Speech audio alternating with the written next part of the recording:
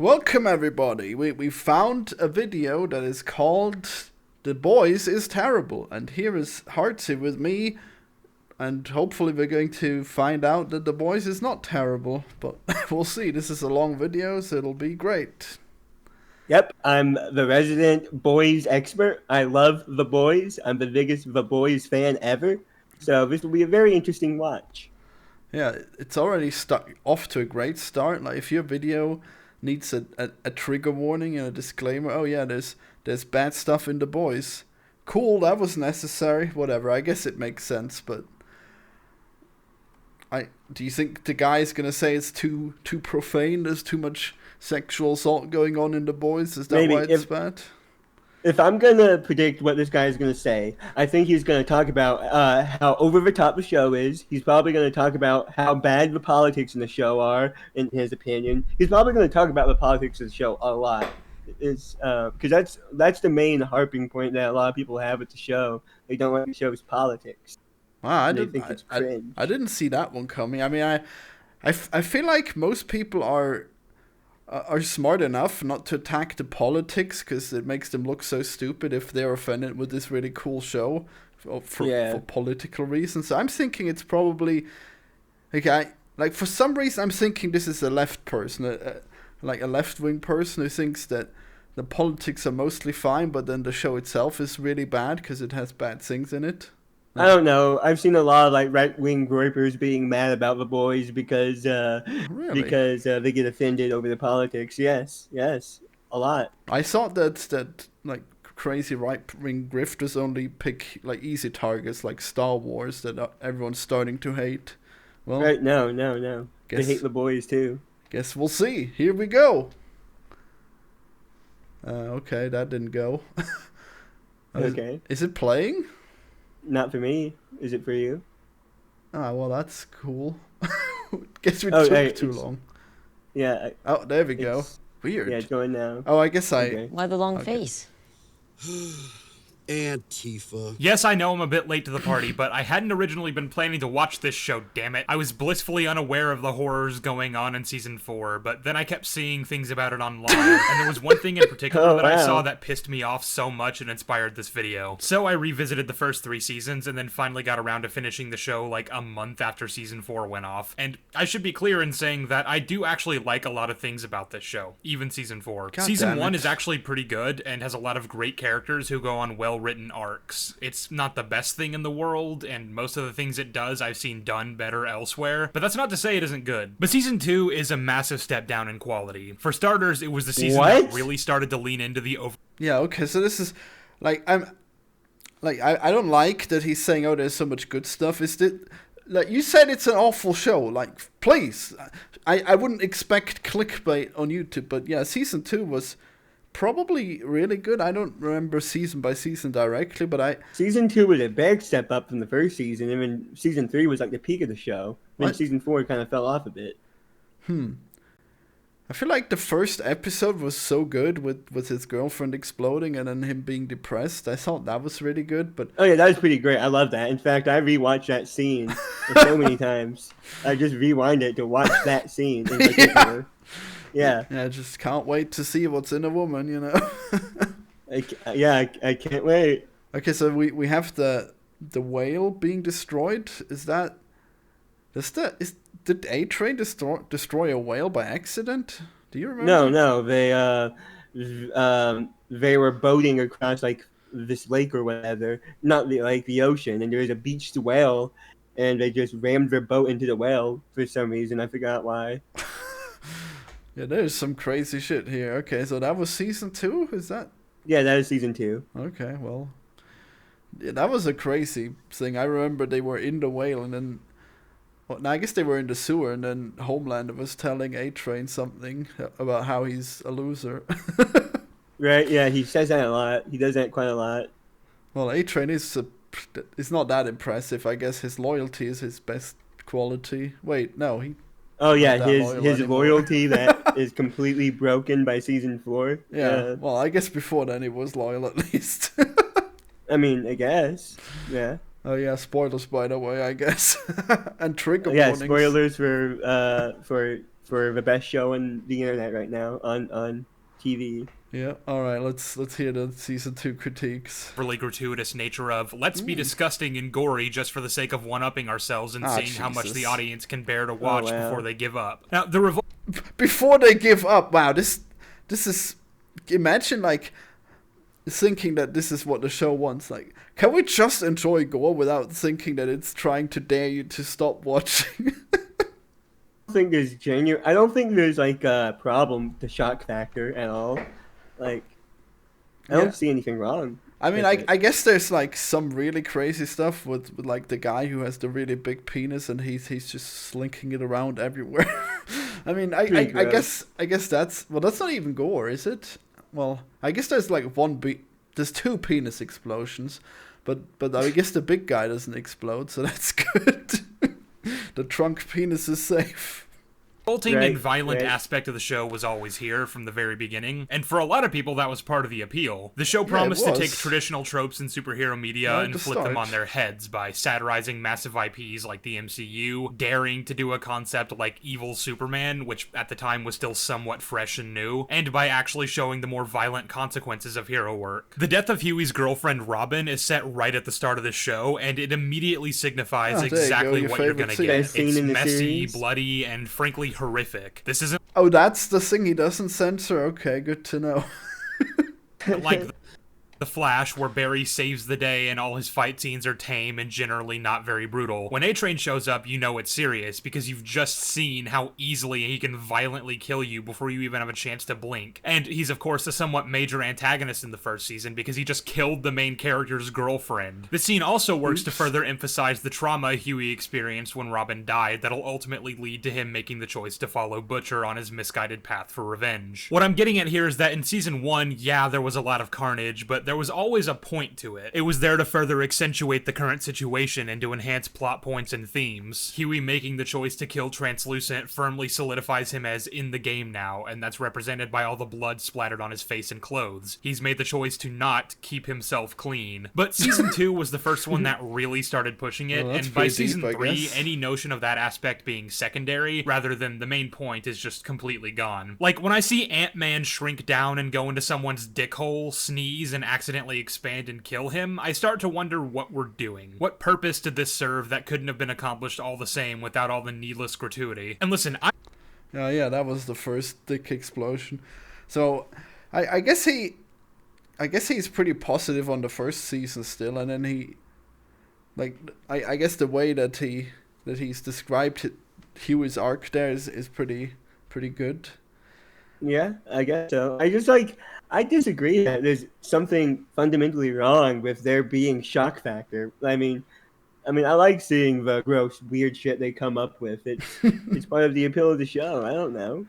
I mean, I guess the penis explosion is very interesting. Like, of course, you don't really think about it, but if there's like an Ant-Man, obviously he's gonna have like a fetish to go into someone's dick, right? That makes sense. Oh, that's obvious? That's obvious? If there was an Ant-Man, you'd obviously want to do that?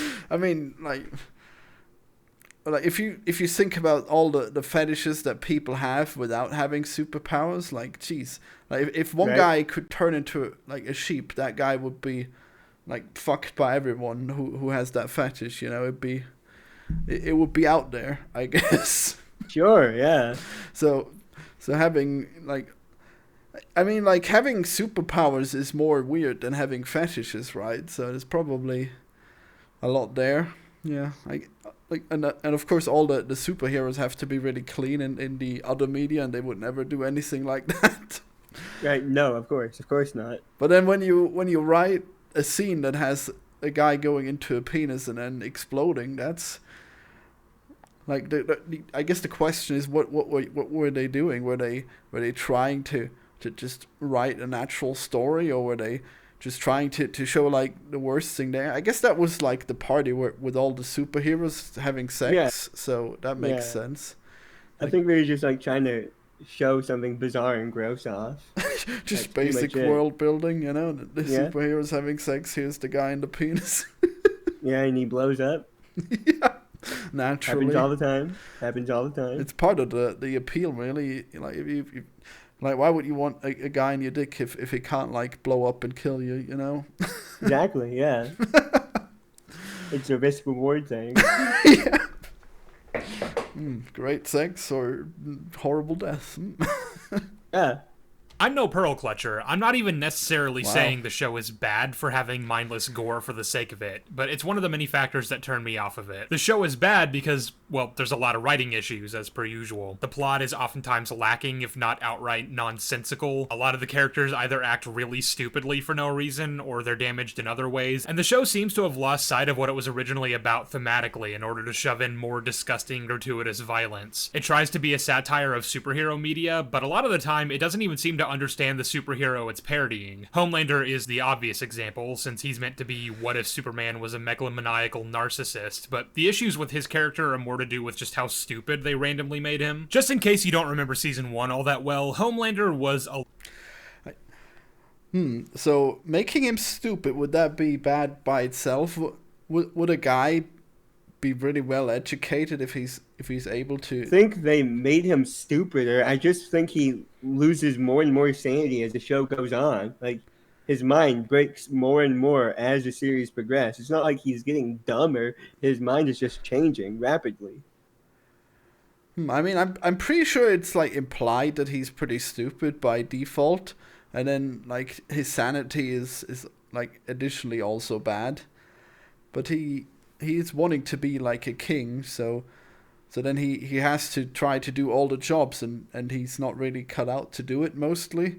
In the finale, he has his war room with the few remaining people who are on his side, and it's a total shit show. Right, of course. Okay, so would he be a better or a worse parody if he was more sane and more smart? Maybe, I don't know. I mean, I think Homelander is fairly intelligent. He's just insane, and he doesn't think properly as the show goes on. Yeah, maybe. I mean, I feel like I've seen him make really stupid mistakes, but then again, I guess he's like concerned about A-Train eating too much, so he is trying to micromanage everyone. Yeah, he's trying to be a good friend to A-Train, you know, let him know that his diet is unhealthy and he should change it up. I think he's a good friend for that. Yeah. Well, what possible complaints could he have? a lot of things. He was emotionally immature, thanks in large part to the fact that he was raised in a lab and experimented on throughout his childhood. He didn't have anyone to actually teach him right from wrong, and he became obsessed with his own perception. He has this deep-seated need to be loved, and it causes him to do increasingly awful things to earn the approval of others. But never in Season 1 would I have described Homelander as stupid. He's easy to manipulate at first, sure, but he's also pretty good at figuring out that he's being manipulated fairly quickly and dealing with the person in question. A big thing about Season 1 is that the main characters are operating with a sense of anonymity. None of them are known by the Seven, because even the ones who should be recognized by the people that directly wrong them get overlooked as just another fan anytime they interact with one of the Supes. Huey bumps into A-Train outside of his girlfriend's apartment, and despite the guy having recently smashed through his girlfriend and having to look him directly in the eye to apologize, he still doesn't recognize him. The same is the case for Homelander the one time he... Well, you really forgot. I forgot that plot point. That's crazy. Yeah, it's crazy. It just goes to show how thoughtless they are. Did he really apologize before that? Wow. I guess. Yeah, he did. He did. Well, I guess it's like, if you think about it, it's like these guys are so busy all the time. It's basically kind of like being the president, right? So you can be forgiven for forgetting someone, but I guess if he's personally murdered his girlfriend, yeah, he probably should okay remember that guy. Yeah. Right.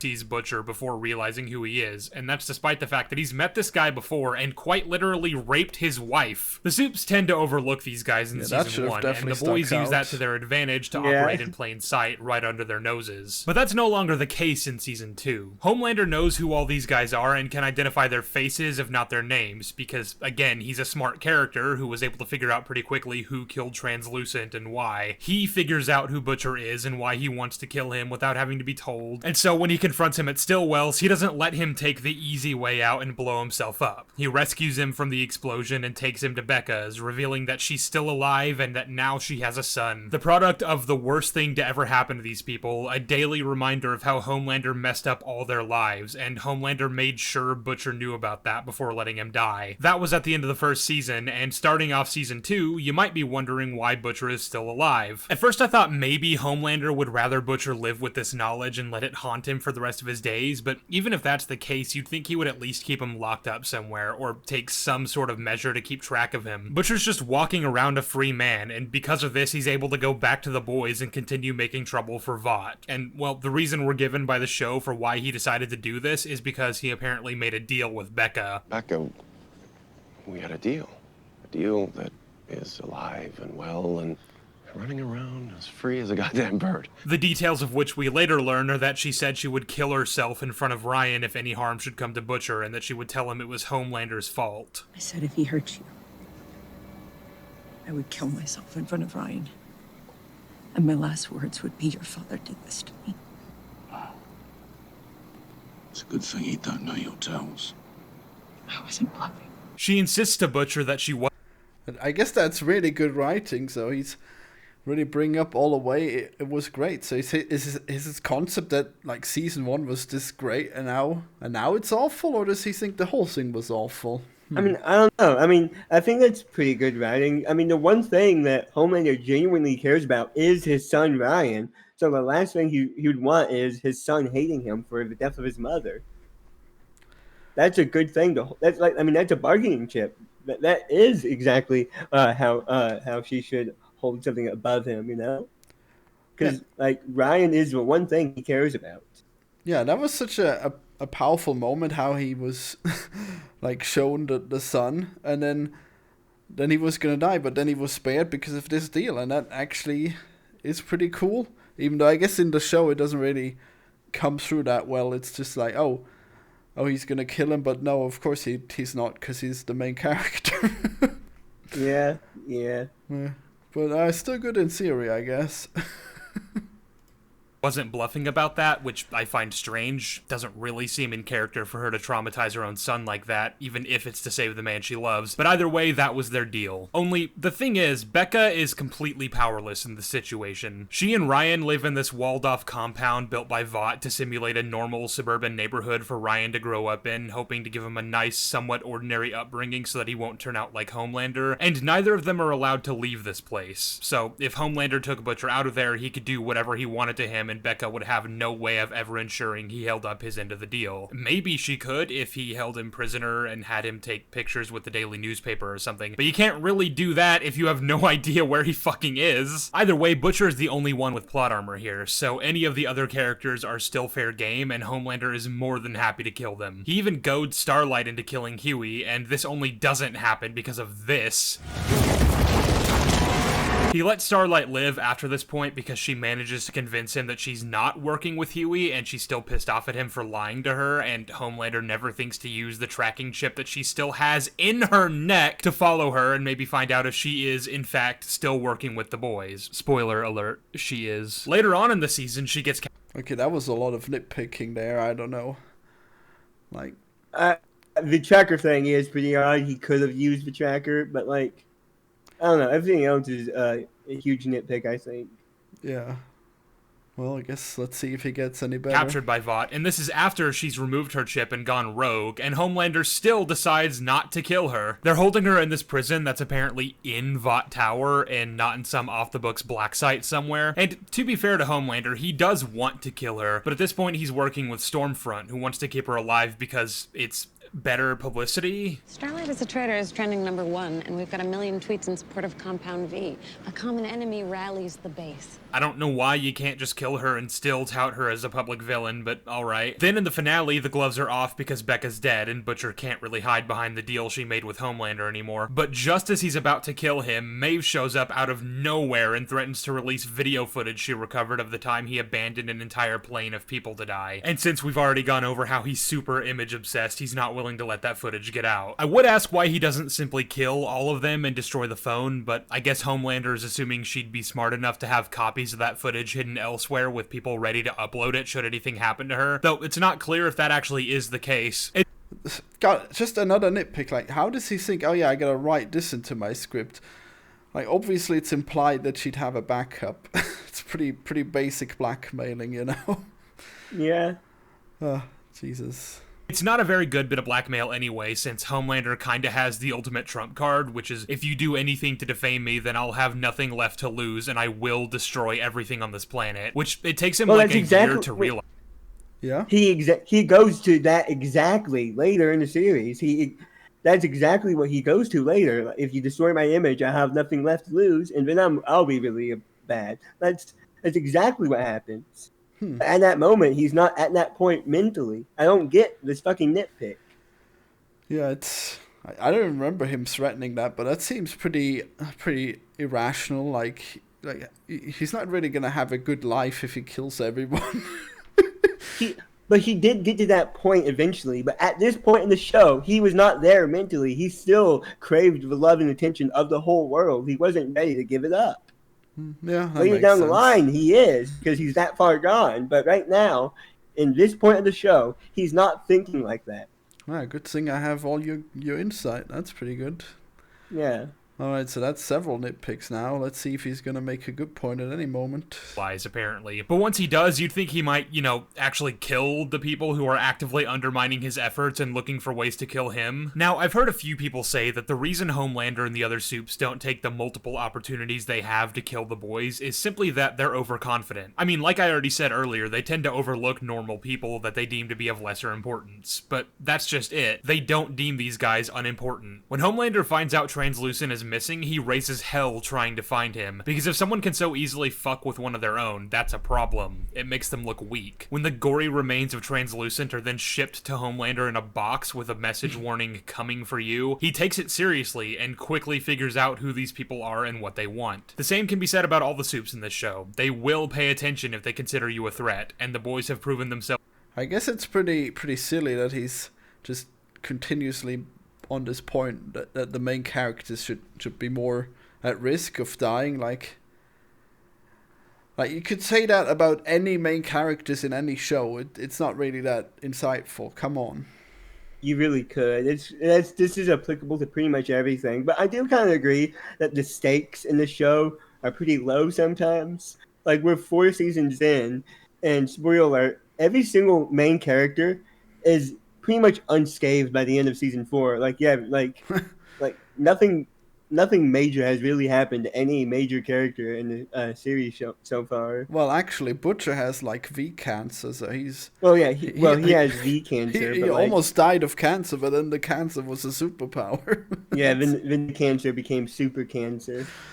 And now he's all kinds of crazy. Oh boy, what Oh a yeah, show! yeah. I can't wait to see where that goes. Yeah. Does he have like dick tentacles or just regular tentacles or cancer tentacles? I assume like just tentacles out of his back, Wow. like Slenderman. Like Dr. Coctopus.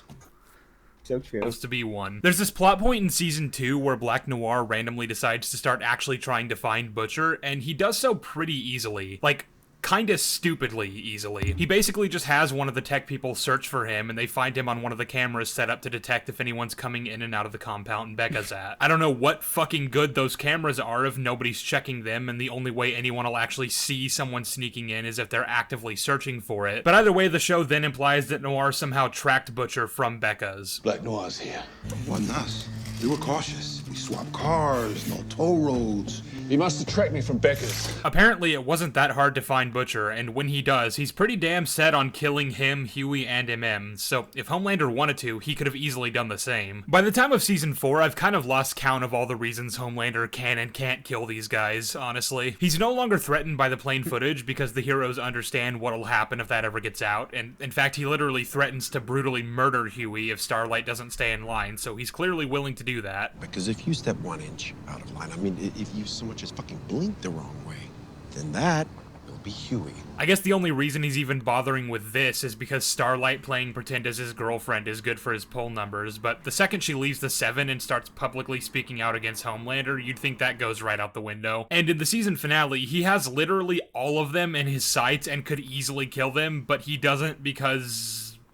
I don't know, I guess he doesn't want to look mean and scary in front of Ryan. Actually, can we talk about Ryan? Because whether or not Homelander brutally murdering someone right in front of him would negatively affect him in any way is up for debate at this point. At the end of the same episode, he watches as Homelander lasers a man to death in the middle of a crowd simply for throwing something at Ryan. Well, I'm pretty sure that Homelander was the one who's almost losing that last fight that he's talking about, right? So that doesn't even make any sense. They team up against a common enemy. They team up against Soldier Boy because Soldier Boy wants to take out Homelander and Ryan, and Butcher wants Homelander to die, but not if it means sacrificing Ryan. So in that point, he joins Homelander and beating down Soldier Boy. Yeah, I think that was like my least favorite finale because it's just like, oh wow, this is so hard. Everyone wants everyone dead, and they're all in the same room. Someone's surely gonna die, but no, they're just like, oh yeah, let's team up against this guy. Even the big sacrifice that happens at the end of the episode when Queen Maeve throws herself out of the window in order to kill Soldier Boy is for nothing because she turns out to fucking survive the huge explosion that should have killed her. Yeah, and then she's still off the show, right? She's still in hiding. This is what I will agree. Sometimes the stakes don't fucking mean shit because, Queen Maeve sacrificed herself at the end of the episode, and it was supposed to be a huge fucking moment, and then they pulled the rug out from under you and say, oh, sorry, she's still alive. She's just missing a fucking eye. Yeah. I mean, the stakes are globally pretty big, in the last season, now we have Homelander basically being like the new Trumpler, right? He's basically the ending of The Voice season 4 is fucking insane. It's the best finale the series has had, and what it's setting up right now is so cool. Season 4 ended in such a banger way. I just cannot see how that's not fucking amazing. How it's not a banger. Yeah, we got internment camps for any dissidents, and Homelander is just in charge of the whole country. That's incredible. Dude, the world that season 4 ends us with is a world where evil superheroes. It's a dystopian reality where evil superheroes are in control of the world's government. That's insane. That's such a cool fucking setting that season 5 will explore, and I'm so excited for it. Yeah, and then there'll be more dick explosions. This is the highest the stakes in the show has ever been, and it's gonna be crazy. It's gonna be awesome. Have you seen Gen C yet? Gen V, I guess. I have not seen Gen V, no. Oh man, you really gotta watch that one. It's crazy, having a high school full of these superpowered teens, and in the end, there's Homelander, and everything is just so fucked up. Oh my god. Yeah. All right, let's see. So he's complaining about the kid and the mental state of the kid, even though in the end of the season we have him doing the right thing, and that's really cool. So I think the arc of the kid is really interesting too.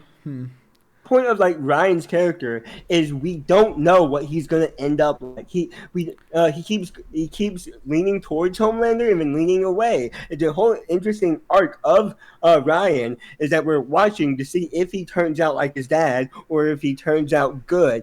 If he turns out a good guy, because there's multiple points in season 4 where he seems like he's bonding with Homelander. Seems like he's turning towards his ways, but then there's other moments where he does the exact opposite of what Homelander would do, where he makes himself the good guy. Well, doesn't he? I don't know. There's the one scene where they have the musical on TV, and then Ryan just speaks to the camera and says, "No, exactly. Antifa is not the enemy. Let's calm down." I think he's pretty much gonna be a good guy from that on, because that was the first time he's really made a choice for himself, right? But then, no, think of season 4 ends leaving Ryan in a very precarious spot because he just found out that Butcher and whatever that bitch's name was betrayed him and planned to lock him up and separate Oh, him from yeah. his father, and that pissed him off. He got very angry when he found out he was betrayed by Butcher and the girl. I forgot her name, and he kills the girl. Yeah, the and flies government off. lady, she was insane. So season 4 ends in a very bad position for Ryan. He was just betrayed by the only other person he cared about, and I think now he's being pushed even closer to Homelander's side. So I don't know. So that TV special with the musical, was that before or after he was almost That was taking... before. That was before, because that's how season 4 ends. It ends with Ryan feeling betrayed that they wanted to lock him up and separate him from his father, and lashing out and going back to him. That's how season 4 ends. Damn, I guess they really wanted to lock up your children. I guess you really can't trust and, them. Fuck. And now Butcher has given way to his evil side, his evil deeds, and now he doesn't care about Ryan. He's fully on the warpath now. That's how it ends for him.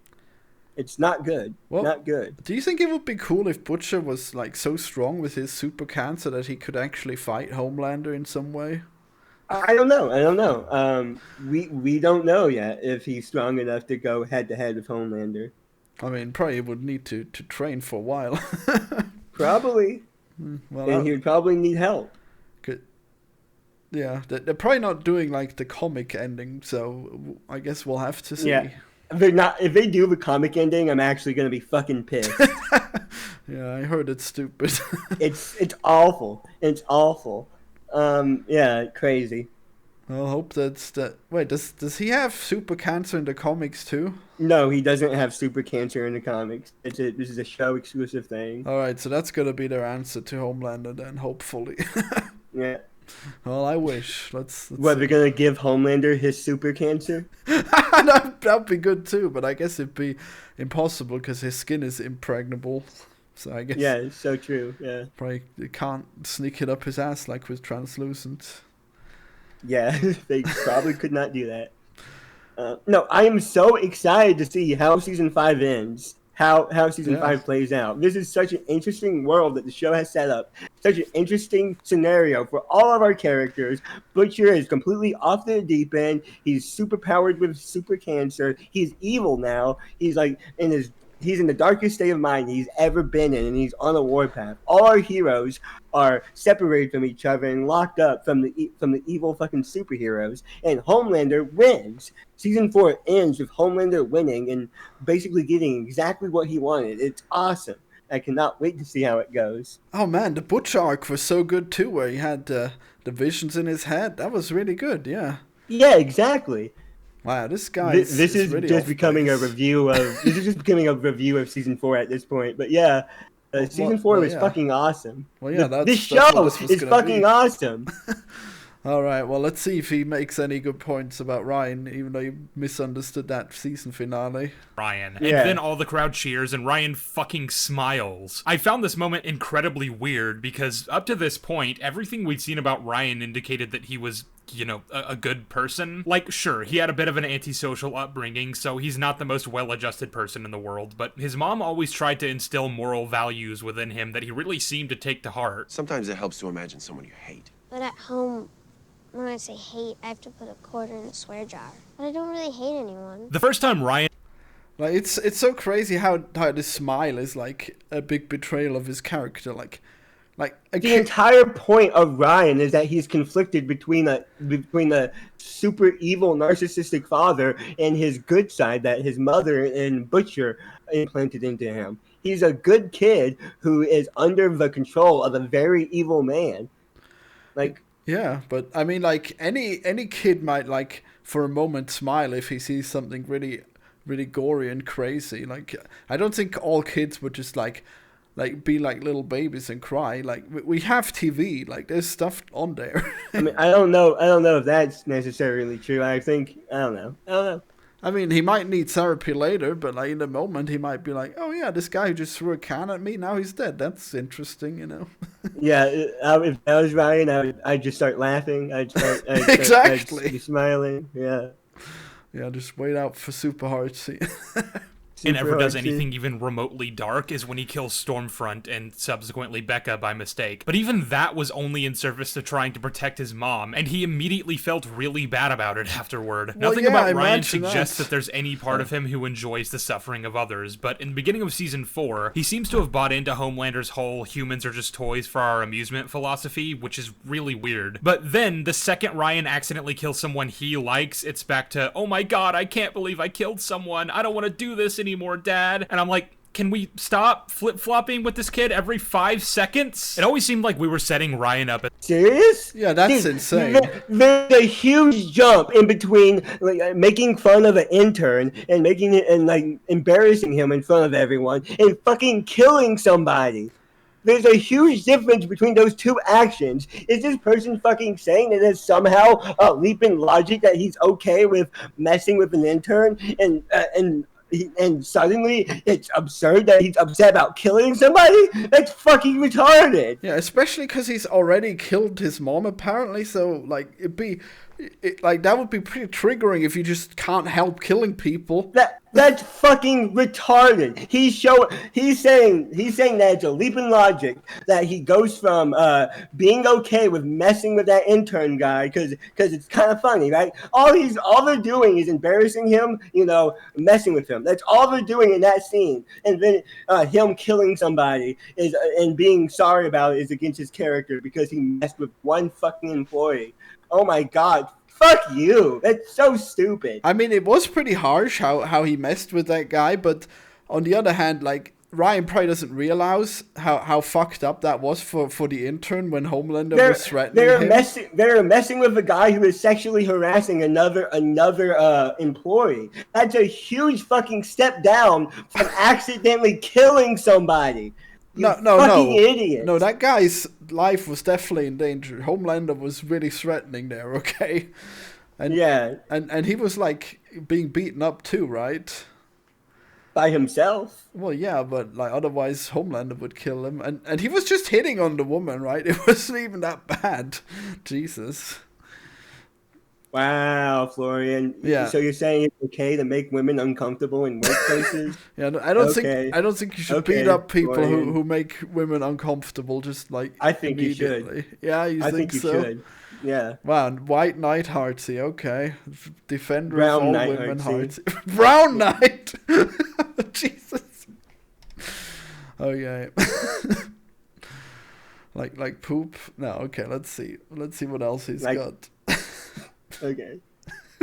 As the one who will eventually kill Homelander, but at this point, I have no idea what they're gonna do with him, and I do not mean that in a good way. Sometimes Ryan really cares about people and doesn't want anything to do with Homelander, and sometimes he doesn't really give a shit and actually seems to enjoy the fact that his father brutally murdered a guy for the slightest possible offense. So, I really just don't know. It seems to be whatever the writers currently want the He's a conflicted character! He's a conflicted character! He's a good kid who's being controlled by an evil fucking murderer! That's the point! Oh my god. I mean, like, obviously for a kid it would be really hard to have to make that choice. Like yeah, as an adult, you would want to act, like, consistent, right? But, like, children really have such a hard time following things sometimes, you know? Yeah. Like, when I was a kid, I would have been, like, super inconsistent morally. The fact that this character is a morally conflicted character is a plot hole. It's bad writing that this character can have different moods and opinions sometimes. Fuck you.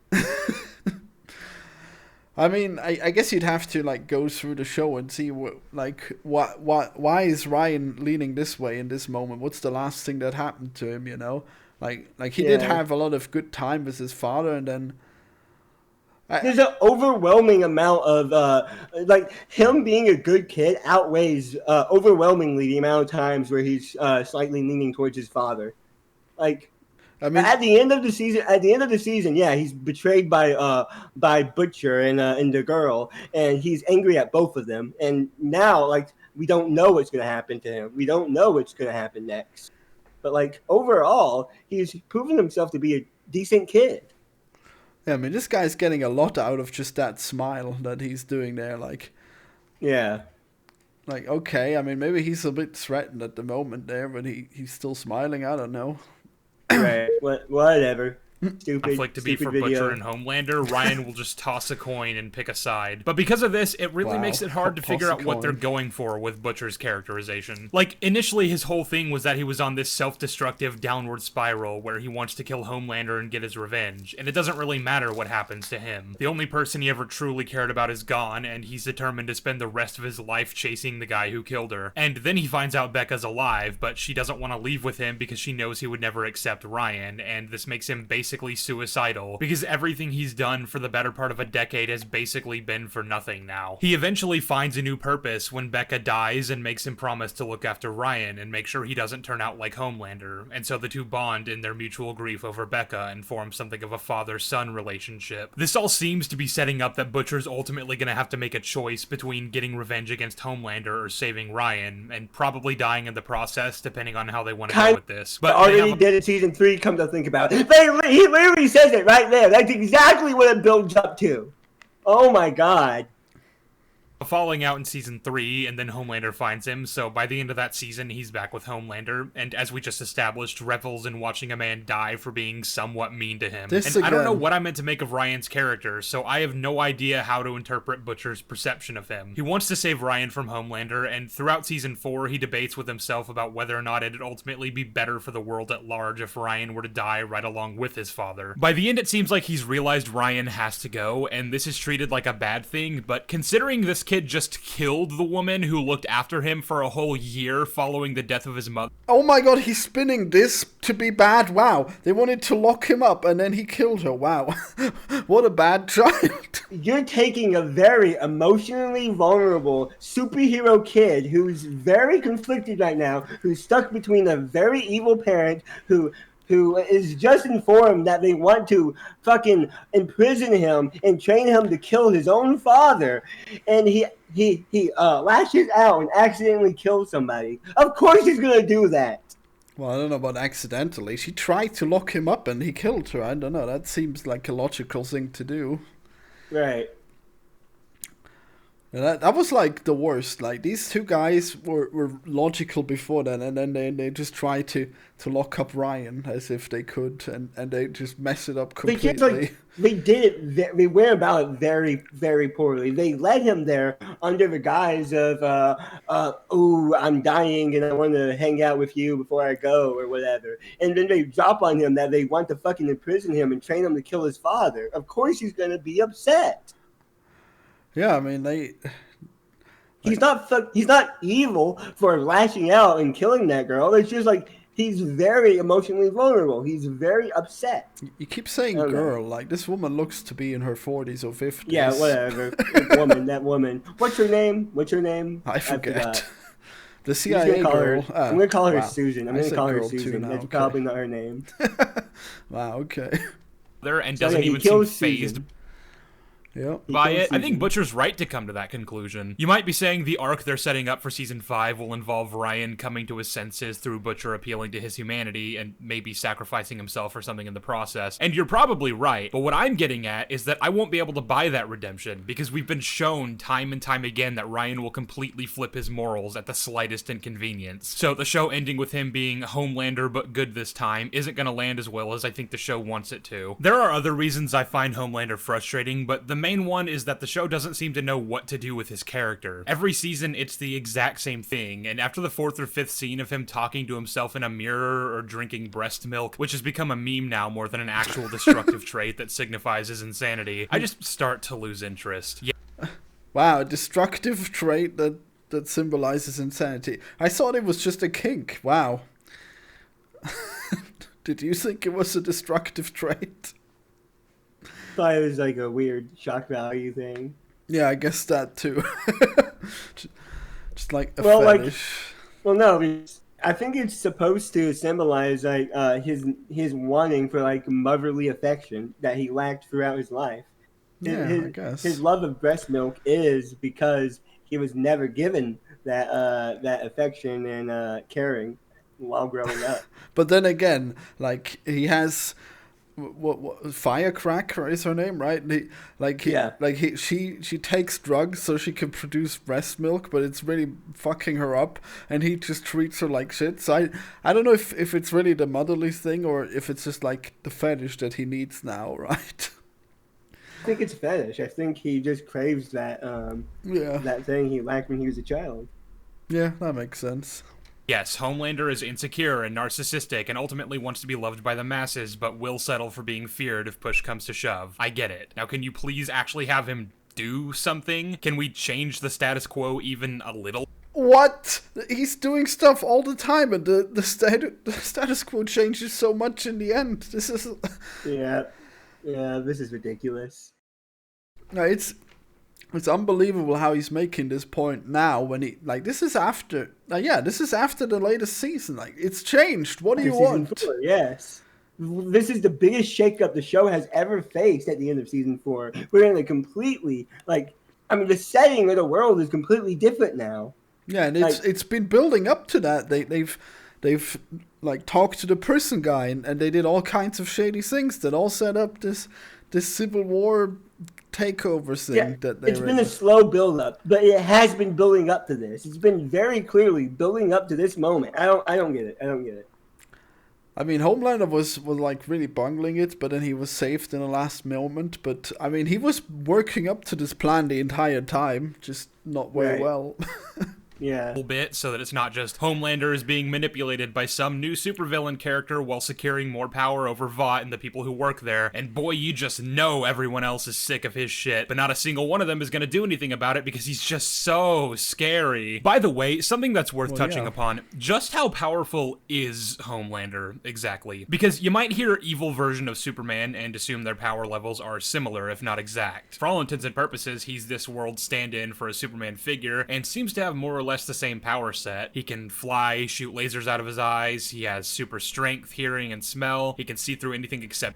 Well, I think that Superman cannot be killed by anything other than kryptonite, but then there's no kryptonite. But Homelander can definitely be killed by someone who's like strong, I guess.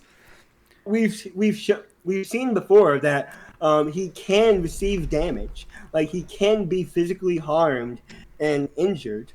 So that proves that that he is able to be hurt, to be beaten eventually. Yeah, I think the actual Superman would beat him up in no time. But I mean, this show is slightly more realistic, so we don't have like really crazy powerful stuff. Like we don't have very crazy powerful stuff. Right? I mean, like, yeah, okay, we do, but it's not like completely defying all of the laws of physics, right? Right, of course, yeah. I mean, like, I guess does Superman even have like internal organs, or is he just like made of literal metal? I don't know. He's the Man of Steel, but you know. Yeah. Well, I guess I just feel like The Boys is somewhat more realistic than like the Justice League or whatever. It's more realistic than most superhero properties. That is true. It might actually be less realistic than Marvel, though. What? No? Less realistic than Marvel? You don't think so? No! Well, just because it has dicks in it, now it's more realistic. I mean, to be fair, I've only watched one Marvel movie my entire life. From what I've seen, I would say Boys is a little bit more realistic than Marvel. Which one did you see? Oh, the Guardians of the Galaxy? Yeah, Guardians of the Galaxy 1 is the only Marvel movie I've ever seen. Yeah, well, that one might not be the most realistic one. I hope this is still gonna play after it randomly picked the picture again. Zinc. Okay, What good. can't I see through? How far are we? Zinc, Homelander. We're correct. While Superman can see through anything except lead, in. they're very similar is my point, but Homelander's powers also seem to be toned down significantly in pretty much every way. I mean, the season 3 finale kind of proves this by having him engage in a 1v1 with Maeve, and it's actually close. Maeve is nothing to scoff at herself in terms of strength, durability, and overall power, but she shouldn't be able to stab someone as strong as Superman in the ear and actually cause him to bleed, let alone make him bleed just by punching him repeatedly. Well, I guess the point is that she's like super strong too, but when you have Superman, like, I'm pretty sure that Wonder Woman could still beat him up, like, for a little while at least, right? I mean, they could have... Also, Homelander was holding back in that fight. He was. Well, I mean, if he's bleeding, then she's definitely had a chance, right? No, yeah. I mean, a chance to like... I mean, yeah, like he could fly, that probably mess with her, but, I mean, like... Yeah. Like, I feel like if you had, like, 10 Maves, you probably could kill one Homelander, right? Probably, yeah. And like, there's, like, so many superheroes in this world that, like, I guess if they all teamed up on him, they probably should be able to kill him, right? So I guess Well, yeah. He doesn't seem as powerful as you'd think. Well, no, we've seen multiple times that he's able to be damaged. He's able to be hurt. We have to come up with the right plan to take him down. That's all it comes down to. Well, it is very challenging because, like the amount of superheroes that are, like, on Maeve's level is probably, like less than 50. So it'd be pretty hard to get, like, 10 of them, right? Well, they solved this problem in the comics by revealing that there's a super evil clone of Homelander that's on his same power level that's able to kill him. Well, if he kills Homelander, I guess he's less evil. Oh wait, are they both evil? I mean, the clone of Homelander in the comics is Black Noir, and the clone is far more evil than Homelander himself is. And a lot of the crimes that the evil Homelander clone does are pinned on the Homelander. Well, interesting. So that implies he's much weaker than Superman, even if still the most powerful soup in the boys universe. Yeah, it also doesn't help that they don't always apply his abilities consistently. Sometimes his super hearing allows him to hear Mallory tapping on her phone screen from several feet away, or even an entire conversation taking place miles away from where he is. Just keep him calm. Our best guess, he'll get bored and move on. You don't know that. You were right. I'm not gonna get bored and move on. And other times, Huey can be hiding right above him in a vent without... I mean, he may have just had the phone tapped. I don't know. What did he...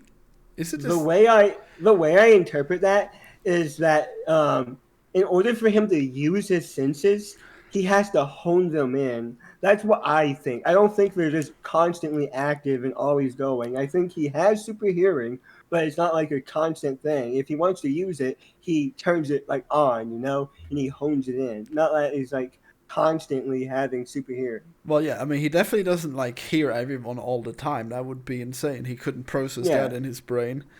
Yeah. That's how I interpret it. Like, if he has no reason to be using that sense, he's not gonna be using it. Well, like, there's this one scene where they're having the musical on ice, and then Homelander doesn't hear them crawling through the vents. I guess that's pretty silly. He'd probably hear it if people were crawling in the vents. But maybe not, because he's actually never having to do hero work. Like, all the saves are just, like, staged, so who knows if he's ever actually vigilant, right? Yeah. Homelander being able to hear his breathing. And actually, unless this vent is also coated in zinc, he should be able to see Huey, so I don't know how the fuck he's getting away. Makes it hard to accurately determine... Yeah, why does he just look in every vent all the time? That's exactly what the explanation for those vents are. They are coated in zinc. Those vents are made out of zinc. Really? Wow. Yeah. That's pretty inconvenient for Homelander, I guess. Yeah. Well, he probably doesn't need to look into the vents all the time. Like, why would he? Right. Wait, has it actually been said in the show that they're made of zinc? Not in the show, but people on Reddit have looked up, like, the material that those vents are made up of in its vent. And What, in real life? That's crazy. Yeah, in real life, yeah. So realistic. Yeah.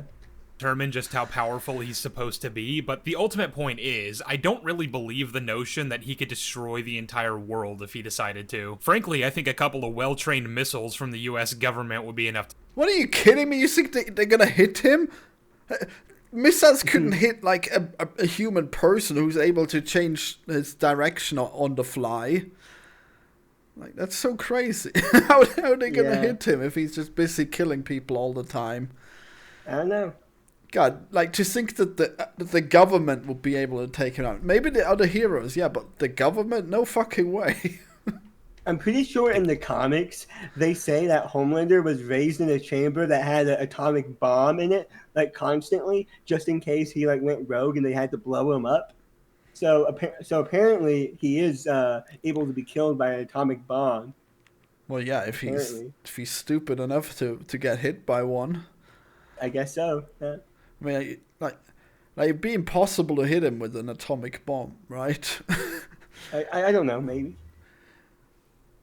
Well, I guess it has a pretty big radius, but like he'd just see it coming. I guess it's gotta be pretty loud, right? Well, I guess if he doesn't see people crawling in the vent, maybe he could be hit by a bomb, but he could be anywhere, so it'd be pretty hard to target him. Kill him, or at least significantly cripple him, a la Stormfront. And if he's not powerful enough to utterly decimate the planet if he becomes angry enough, then his threatening persona that so much of the show's stakes are built on kinda loses its effect. There's a point in season... Well, that's just insane. Like, he could still kill all the people that we care about. That wouldn't be hard for him. Yeah. Like, what, you want him to be able to, like, literally split the world in two? Is that what he's saying here? I don't know, man. I mean... Just keep watching. I mean, like, if you have to use, like, nuclear bombs against him, he's probably already succeeded in destroying the world. 3, where Annie and Maeve are trying to get a few soups together to team up against him, and based on the way Maeve fought him in the finale, I'm pretty sure they would have won that contest easily. This is also why it's kinda hard to buy that he was able to stage a coup at the end of season 4 and effectively make himself king of the world. I guess the military doesn't have anything to say about the active treason taking place by the Speaker of the House deputizing the soups and placing the nation under martial law. Otherwise, again, they could take... Well, didn't he have both the presidents killed? Like, it would be the logical next step would be that the Speaker of the House, I guess, is the next in charge, right? I'm gonna need to rewatch the show to refresh my memory, but like I don't know. Well, we had Bob Singer, right, be the president, and then the woman was the vice president. Did the woman die? I don't know. I think like I don't know. I actually forgot. I don't remember. Yeah, the woman that can blow up people's heads. That's a cool power. Yeah. Oh, yeah. No, she died. No, she did die. Yeah. I think she was vice president, so they definitely would have killed the non-superpowered president, too. Oh, yeah. Victoria Newman. I can't believe I completely blacked out. Yeah, no. Homelander fucking destroyed her. Yeah. Not Homelander. Fuck Butcher. In Gen V, we learned that she actually has, like, the power to control blood in all kinds of ways, but she just uses it to blow up heads all the time. Yeah, she just uses it to blow up heads. It's really interesting. Yeah. Come out very easily. But if you think Homelander gets it bad... Huh? I said mind-blowing even. Yeah, but I think the coup is, like, believable enough, and it wasn't even Homelander doing it, it was Sage who set up the coup properly and everything, so...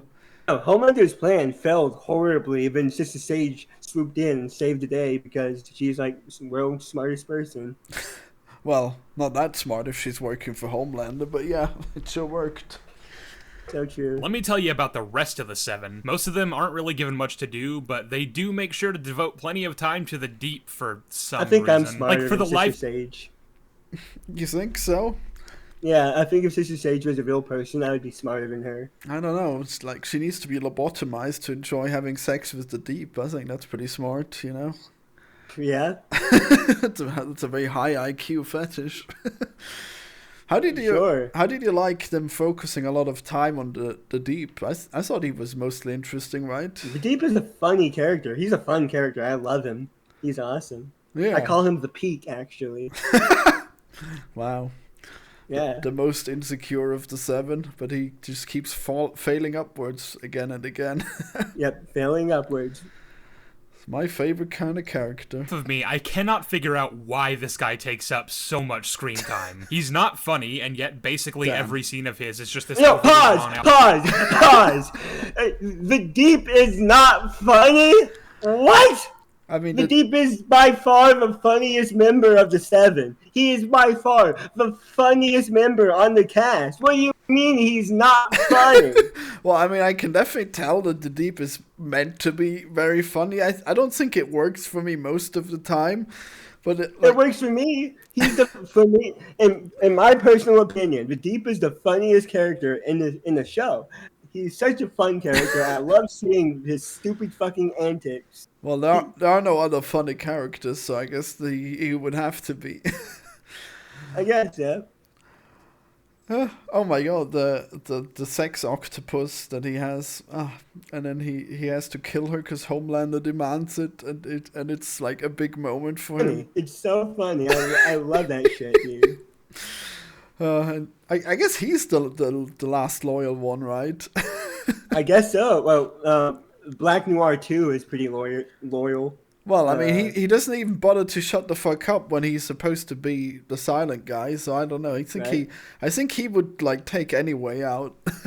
No, dude, fucking the Deep says wah wah when talking to when Starlight. That's the funniest thing ever. He's like wah wah.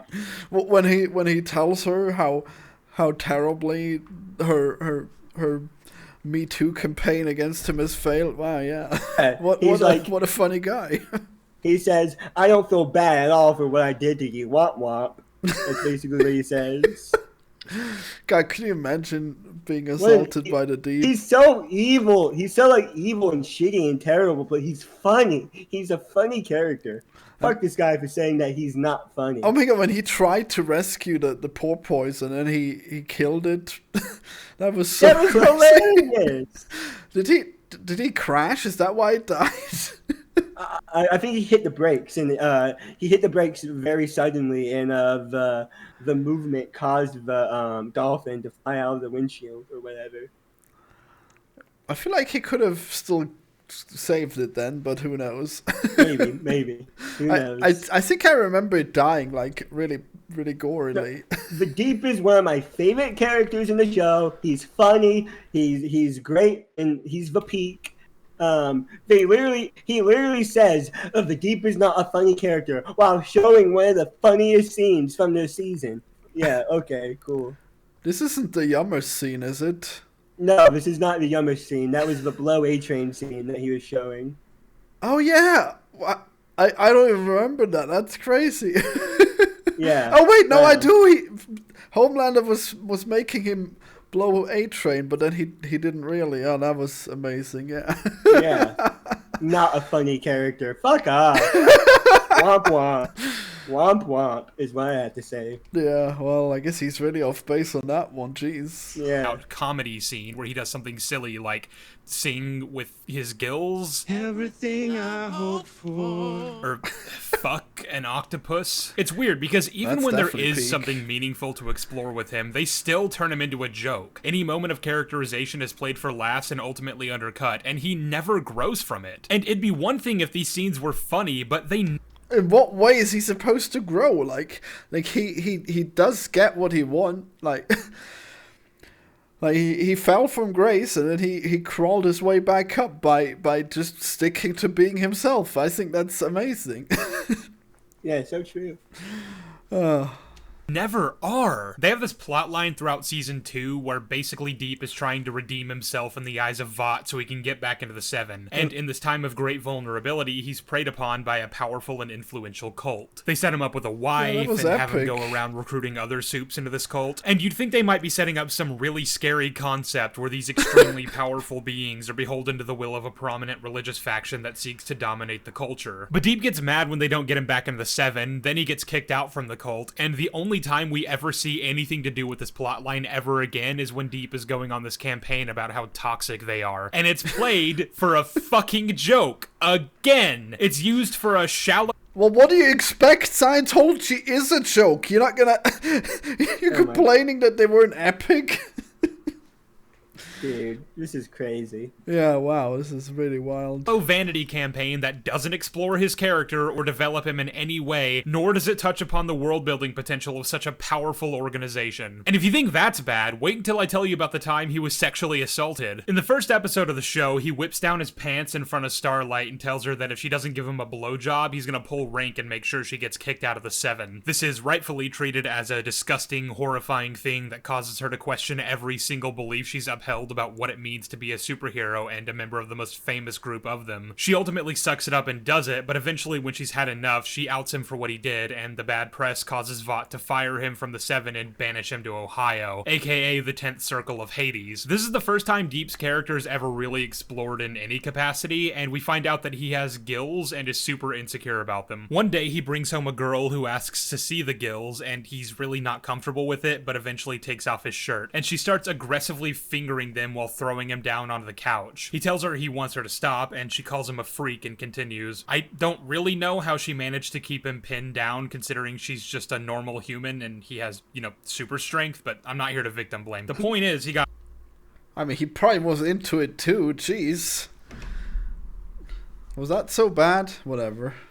Got raped, and to the show's credit, this is not depicted as anything other than traumatizing and horrific, which is more than can be said about a certain episode in season 4. What I take issue with is how the rest of this is dealt with by the show. Like I kind of touched on in passing already, the insecurity he has for his gills is eventually handled when the cult people get him high on shrooms and don't let him leave his room until he hashes things out with them. The gills now being able to speak to him and the voice of Patton Oswalt thanks to the fact that, again, he's high as a kite. None of the scenes with them actually take the time to explore his inner psyche, nor do they even acknowledge the fact that this deformity of which he's so ashamed was recently the subject of a severely traumatic experience. Instead, they talk about finger-banging a kindergarten teacher behind the bleachers, and then they sing "You Are So Beautiful" until he comes to accept them as part of his body. Yeah, this is a part of the show I didn't like. Yeah, I'll be honest.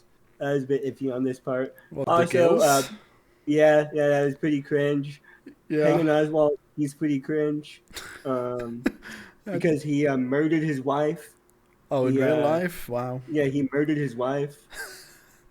I didn't hear about this. Okay. Yeah, well, he totally did. Not a cool thing, Well, if you say so. Yeah. Okay. I mean, yeah, I guess the gills were pretty cringe. I don't know about the sexual assault there. I don't think that was particularly bad, but whatever. You don't think sexual assault is bad? I mean... Like, he did have the power to stop her at any point, right? Yeah, just go ahead and victim blame. Wow, okay. Yep, that's it. Cancelled again. Womp womp. Cancel again, Florian. Womp womp. There is one thing these scenes touch on in passing that might have actually been used to facilitate an arc for him going forward, which is that his insecurity about the gills is what causes him to treat women the way that he does. He's afraid they'd laugh at him if they saw them, so he makes sure to humiliate them before they ever get the chance. You could have used this in the fact that he literally experienced the same thing he did to Starlight as a means of character growth, where he becomes a better person who genuinely seeks redemption and forgiveness from the people he's wronged. But the show just drops this. Yeah, okay, so I guess everyone somehow needs to get better and ask for forgiveness, and that would be a better show. No, not every character needs to fucking get redeemed. That's what I'm thinking right now. And sure, it would be cool if he had a nice redemption arc, but keeping him as a evil fucking asshole is just as okay, in my opinion. I mean, I'm not even sure I would like a redemption arc, because he's so much of a joke. You don't really want him to be with the boys. He's not the type of character that gets a redemption arc, in my opinion. A-Train is. There's a big difference between these two characters. Imagine if they try to kill Homelander, and then they have to make Starlight team up with the Deep, who is so very sorry now, but she still hates him. That would be such stupid writing. Oh my god. Yeah. That would not work. Yeah. 6. He goes back to the 7 and immediately becomes Homelander's yes man again. He's still a womanizing piece of shit, and he hasn't learned a damn thing. Deep has never been a good character, not even in season 1. And now we're 4 seasons in, and not a single thing has changed. I don't think it would be that big a deal if he was a minor character who showed up every once in a while, but he's one of the main villains on this show. And like I said, they devote a lot of screen time to him that just isn't justified. I will say A-Train gets it much better, because at least in seasons 2 and 3, he's not really badly written so much as they just don't seem to know what to do with his character. But they don't want to get rid of him because, again, he's the villain who killed Huey's girlfriend, so there needs to be some sort of resolution to that rivalry. But they wanted to wait to do that for later on in the show, I guess. So for these 2 seasons, he's just kind of there. He's having heart problems. That's basically it. In season 3, his brother Nate talks to him. Yeah, I don't know. It's like, how does he think that the Deep should have been handled otherwise? Just like not have him in the first place, but like him being. I think he wants the Deep to have a full like redemption arc. Is I think what he's going for. He wanted to see the Deep change as a character, and I can see that. I can see why you would want that. But also, not every character needs to have a meaningful arc. That's what I'm thinking right now. Like, other characters can have that, but it's okay to have a character that just is evil and bad and terrible. I mean, I think it's okay to have that. I think he would just complain that we're normalizing sexual assault if we had the guy who forced the blowjob get a redemption at the end. That doesn't make any sense. Exactly. This is blowing my mind. He doesn't need to have a redemption arc.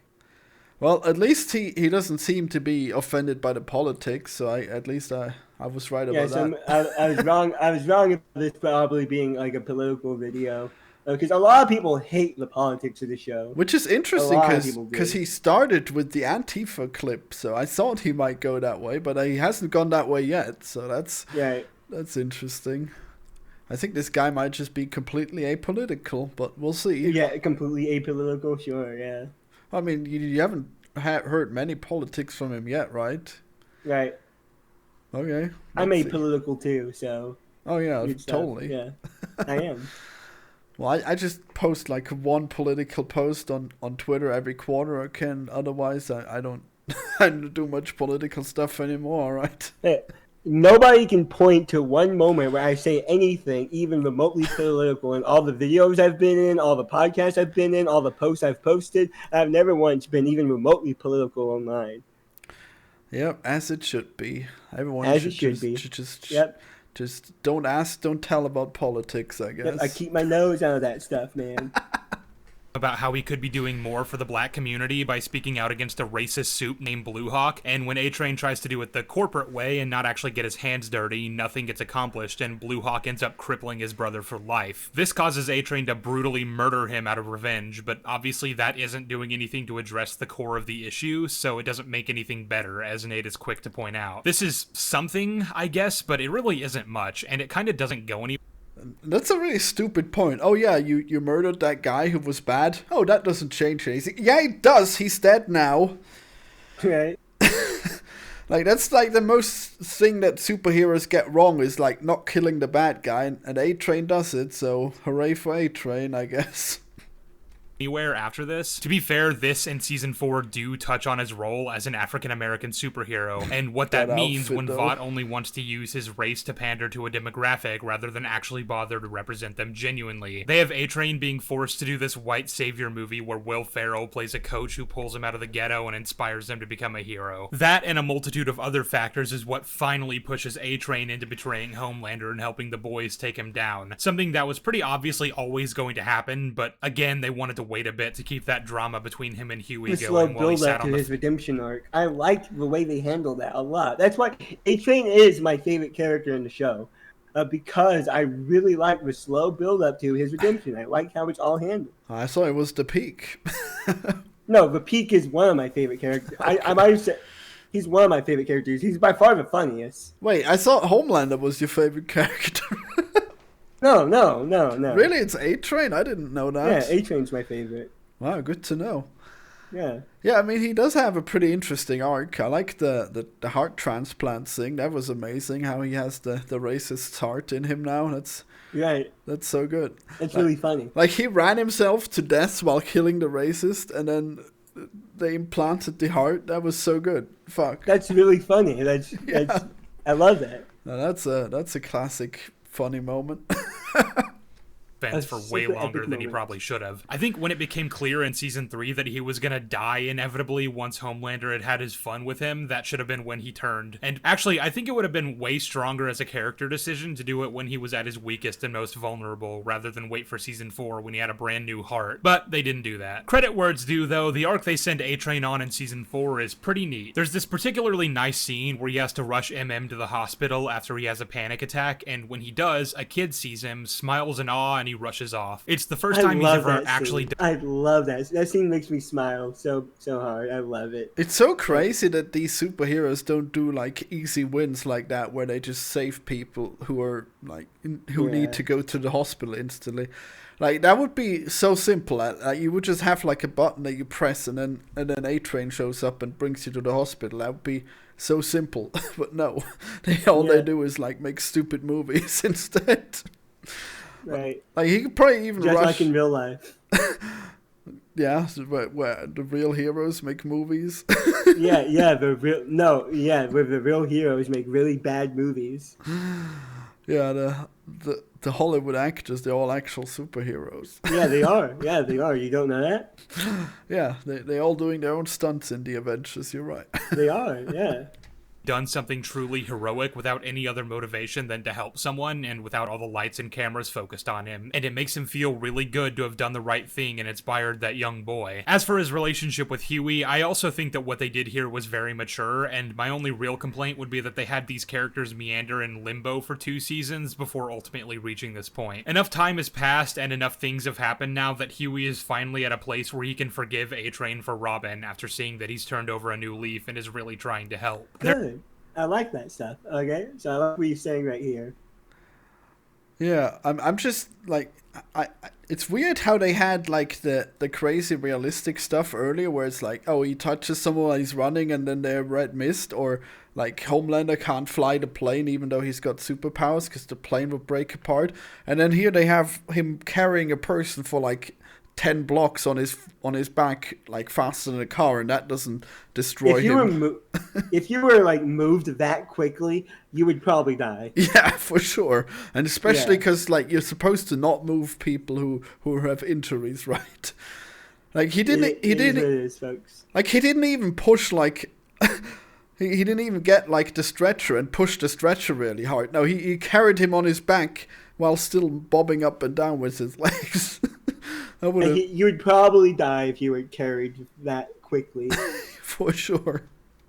Alright, what's his point on the arc? Their dynamic perfectly mirrors that of Butcher and Homelander, who seem forever locked in this rivalry that can only end one way. Well, what if we share a different destiny?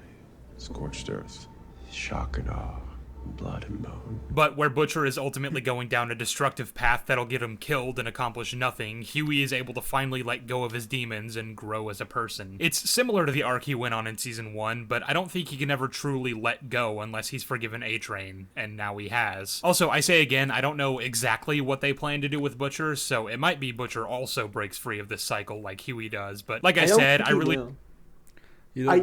don't think Butcher is gonna do the right thing in the end.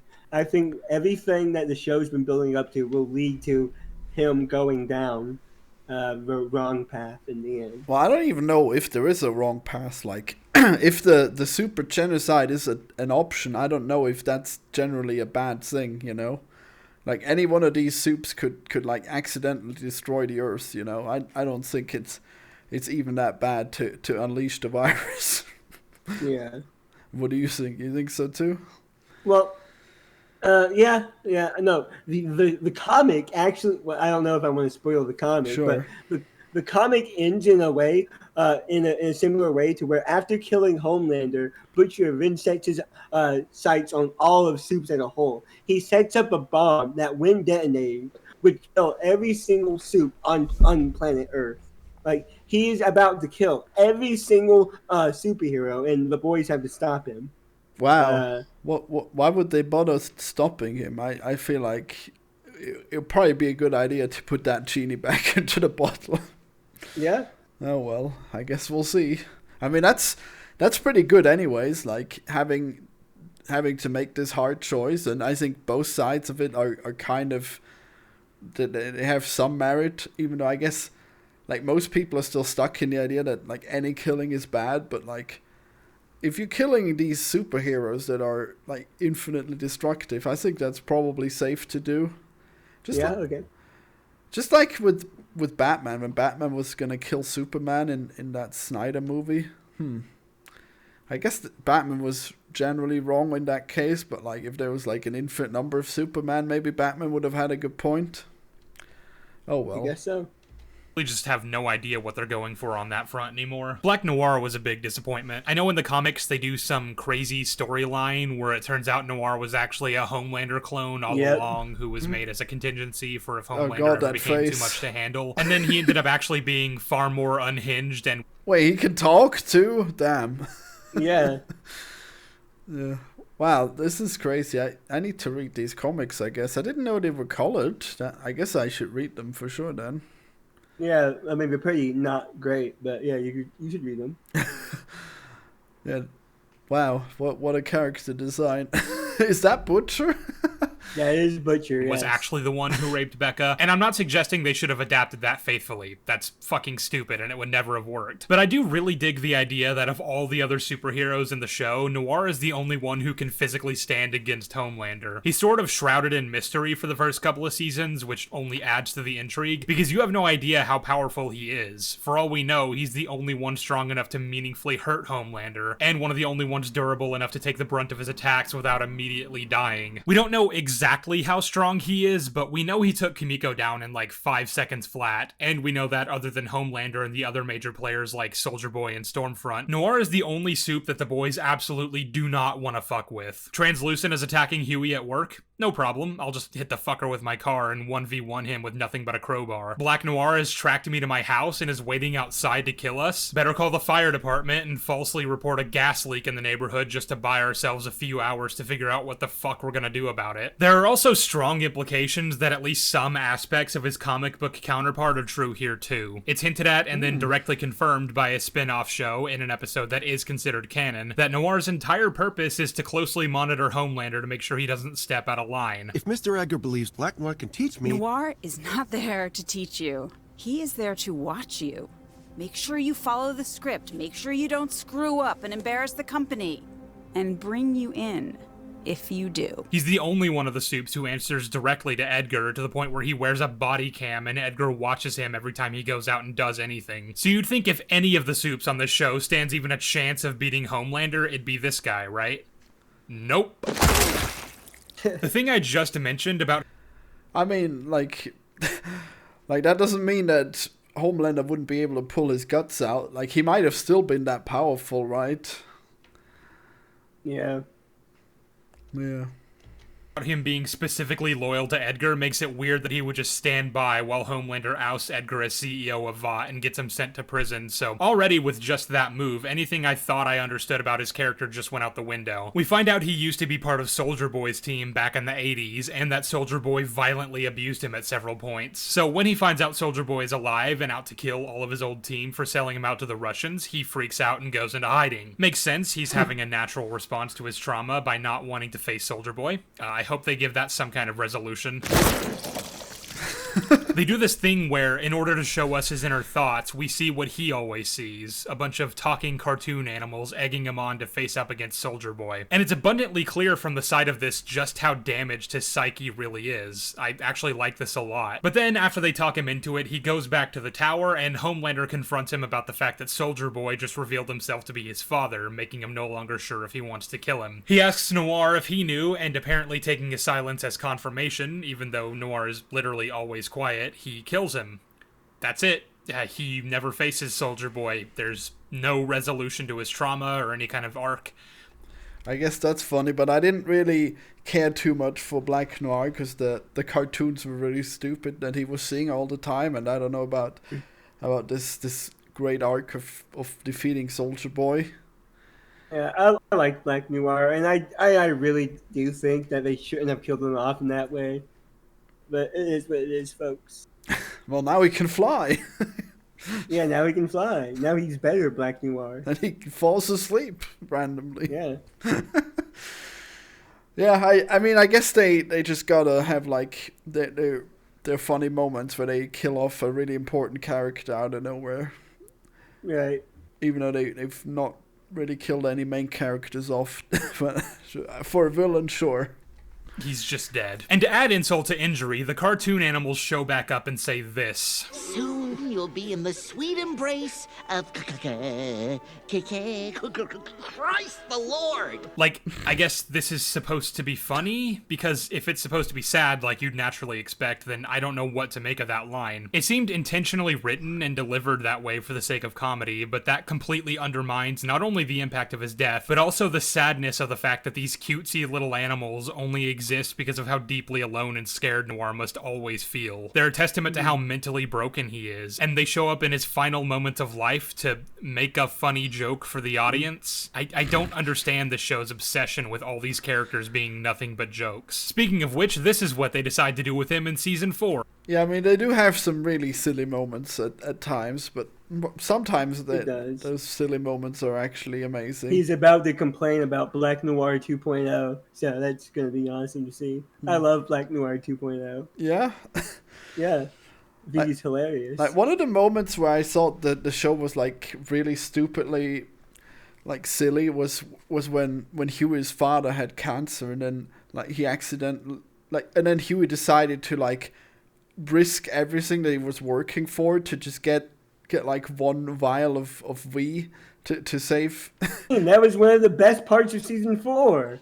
It's so, like, touching and emotionally effective. Yes. You really think that, like, he would do that? He would just... Yeah, him risking his life to try to save his father's life, only for it to backfire and cause more mayhem to happen is incredible. It's heartbreaking. It's great. I mean, that's such poor judgment on Huey's part. Like, they know how bad superheroes are, and still, like, he thinks that when my father is dying, then I need to do everything to stop him, no matter what the consequences are. That was like so stupid by him. I can't believe it. Like, he was well written for most of it, but you might not know this. You might not know what this is like. But when you love someone enough to where you're willing to forego all other risks to protect them, to keep them safe, to, like, keep them alive, you will do it. You know.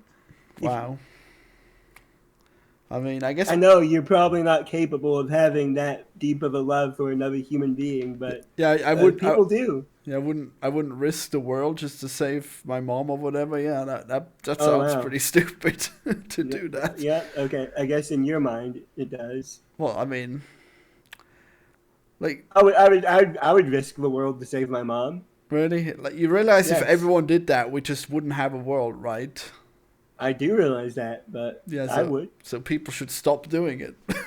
Okay, yeah, sure. Okay. But yeah, that scene was insane, where he was, like, killing people at the hospital, and then, like, God, it was so stupid. But yeah, Sure, I guess it makes sense. I guess the emotions are so relatable. Damn.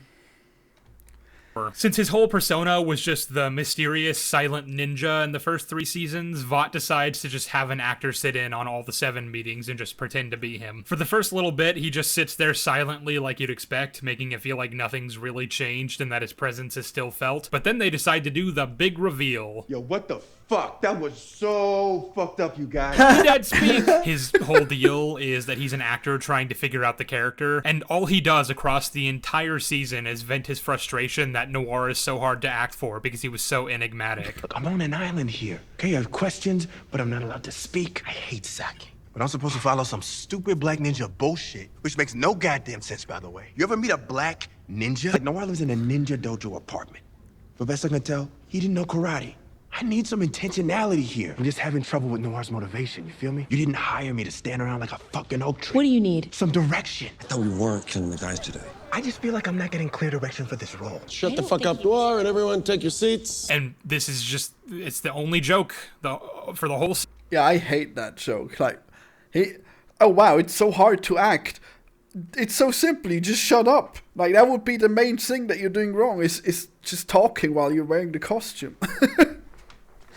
It's not a very funny bit. I do like the bit where he's narcoleptic, though. The reoccurring joke that he's narcoleptic and falls asleep. That's funny to me. Yeah, because the actual actor is narcoleptic, so they put that in. That's amazing. Yeah, pretty good stuff. Must be so inconvenient as a hero. Well, at least he can't die, so he can't, like...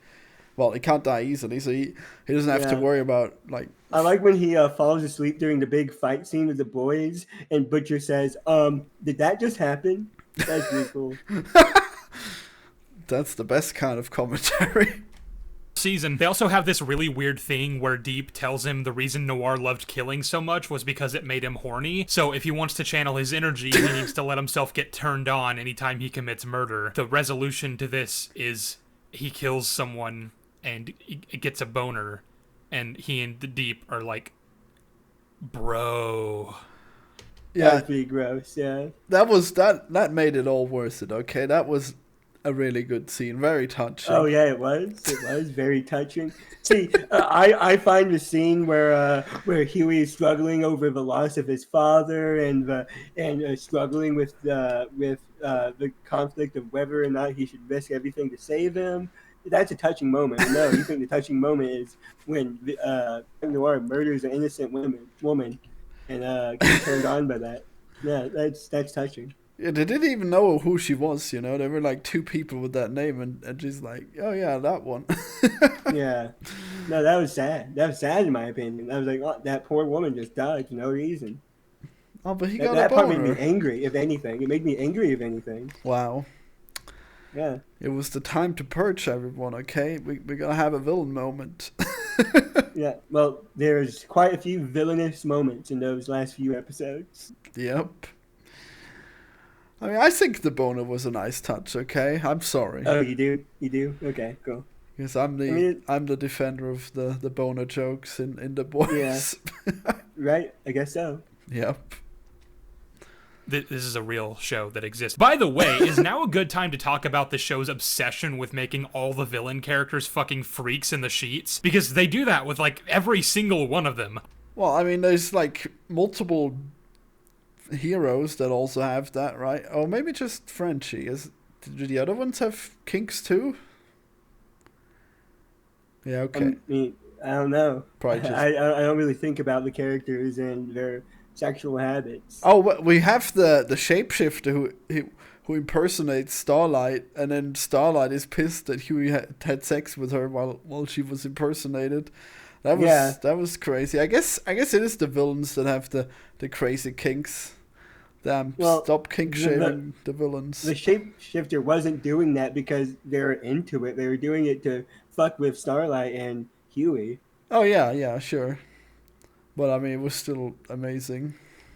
Obviously, there's the Homelander drinking breast milk thing and his general mommy issues vibe that's been a thing since season 1. Like I said, they've amped that up to the point of cartoonish insanity the longer the show has gone on. Last season, he was drinking a bucket of milk straight from a cow. This season, they introduce a big-breasted right-wing nut job who's slavishly devoted to him, and so she's taken medication that allows her to produce breast milk even though she's not pregnant. It's, But Homelander isn't the only... Yeah, don't say anything bad about that, because that's amazing, okay? She showed true devotion, and he... So true. And he just can't appreciate her for that's her. Just, that's true love right there. I know, that's right? True love and devotion, yeah. True pathetic right-wing love. Pathetic right-wing love. I mean, have it any other way. I mean, she is truly pathetic, and that is really epic. Yeah. Oh, that's a great face for him to make too. That's not the Yummer scene, is it? That's not the Yummer scene. No, I have the Yummer scene fucking imprinted into my mind, dude. I see Yummers when I close my eyes. I see Yummers in my dream. I can quote the Yummer scene line by line perfectly. Well, okay, go for it. I have it drilled into my mind. You want me to quote the scene right now? Oh my god. Okay, fine. Sure. Okay. Where are you? All right. So the scene opens up with A Train walking down the fucking line, right, and then walking down the hallway with the Shake Shack. So here's how it goes: What are you drinking? Shake Shack? Ooh, you want one? I can go grab you one. Oh, no, no, no, no. Thank you, though. Yeah, no problem. I see you got the extra whipped cream in there, huh? Yeah. Yummers. Trying to shove in as much fat fuck as possible, huh? Hey, man, I don't need... I mean, that's all I know, actually. Hey, man, trying to... Yeah, I got it, though. That might have been the end of the scene, but yeah, that was pretty good. Yeah. Well done. You really did it. You know the meme. I have it imprinted into my mind. This is true dedication. Well done. One. Like I said, I've posted that meme hundreds of times. Like, actually hundreds of times across different Discords on Twitter. I don't know. I'm obsessed with Yummers. Well, Yummers is my favorite meme of all time, right next to Big Chungus. Oh, man. Big Chungus is so epic, too. Yeah, Big Chungus is my favorite meme ever. In fact, I think it's the best meme ever made. Yeah. Yeah. Well, that scene was almost as good a show of devotion to me as when Firecracker squirted the milk into Homelander's What, the Yummer mouth. scene? Yeah. Yeah, his devotion to being a good friend, you know. Your devotion to the meme. Oh, yeah, my devotion to the bit, yeah. I love it. Well done. You're on the team. I'm on the team. To fuck fish. This is, again, something that's been a thing since season 1. I like you too. You know that. Let's not, rush into anything too fast. Okay. If I just touch it, will you shut up? And in this season, they gave him an octopus girlfriend played by Tilda Swinton. Yes, really. Ashley and the news reporter have just way too much to unpack. And don't even get me started on her dynamic with Tech Knight. We're not ready to... Okay. Wait, Ashley isn't evil, right? She's not evil, no, but she is pretty fucked up. Yeah. And crazy. See, it's she's not evil. I wouldn't say she's evil. Yeah, it's not just the villains. Those are just two random people having kinky sex, alright? Get into that episode quite yet. All the main good guy characters have normal vanilla sex lives with the exception of Frenchie, but even then his more out there kinks are mainly linked to his time working for the bad guys, so it still kind of feels like only the villains are allowed to be sexually deviant. He just gobbles that vagina right up. Nom nom nom nom nom nom nom nom. It's like the people behind the show. Yeah, the good guys are like cringy normies. I think that makes sense. See, actually, I fast forward through all of the slightly sexual scenes. Wow. All the sex scenes, or anything slightly intimate in the show, because I do that with all movies and shows and everything. So I don't really know what he's talking about here. Wow, this is a shocking revelation about you. Wow. Yeah. You're missing out on so much good content. Oh yeah, great content. You probably don't even know why the kid was killed in Game of Thrones. It's crazy. I've never watched Game of Thrones. Wow. Well, there's sex scenes in it, so you wouldn't like it. Yeah, I probably would not. I think the best way to signify that someone isn't right in the head is if they are even slightly kinky, and I'm not sure what they're trying to imply with that. And, alright, I've put it off long enough. I guess that was as good a segue as any to talk about it. There's an episode in season 4 where some really bad shit happens to Huey, and I'm gonna give the same forewarning I put in the disclaimer at the beginning of this video. We're about to touch on some pretty sensitive topics, so if that's not something you feel comfortable listening to, I advise you skip to this time code. Your mental health comes first. Okay, so A-Train informs the gang that Homelander is calling... Do you want to skip? Is that what you're saying? I don't know if I want to, talk about this stuff publicly on a video. I don't know. Yeah, let's just go through it. Let's... Too sexual? Okay. Where are we? No, we can watch it. We can watch it. A bunch of soups together for a meeting, and they want to know what it's about. It's taking place at a party being thrown by the Billy. Oh, the scene where he's sodomized. I forgot about that. Wow, I saw. We're gonna go into that scene, and I don't know if I want to talk about it because I agree it's a fucked up scene. I don't know. Yeah, that scene really went too far. It was so uncomfortable. Yeah, I will agree there. Yeah, I don't know if I really want to talk about that scene. That's the one scene I will give it.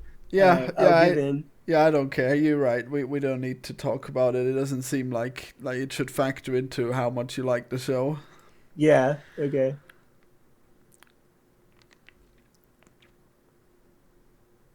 Is it gonna play?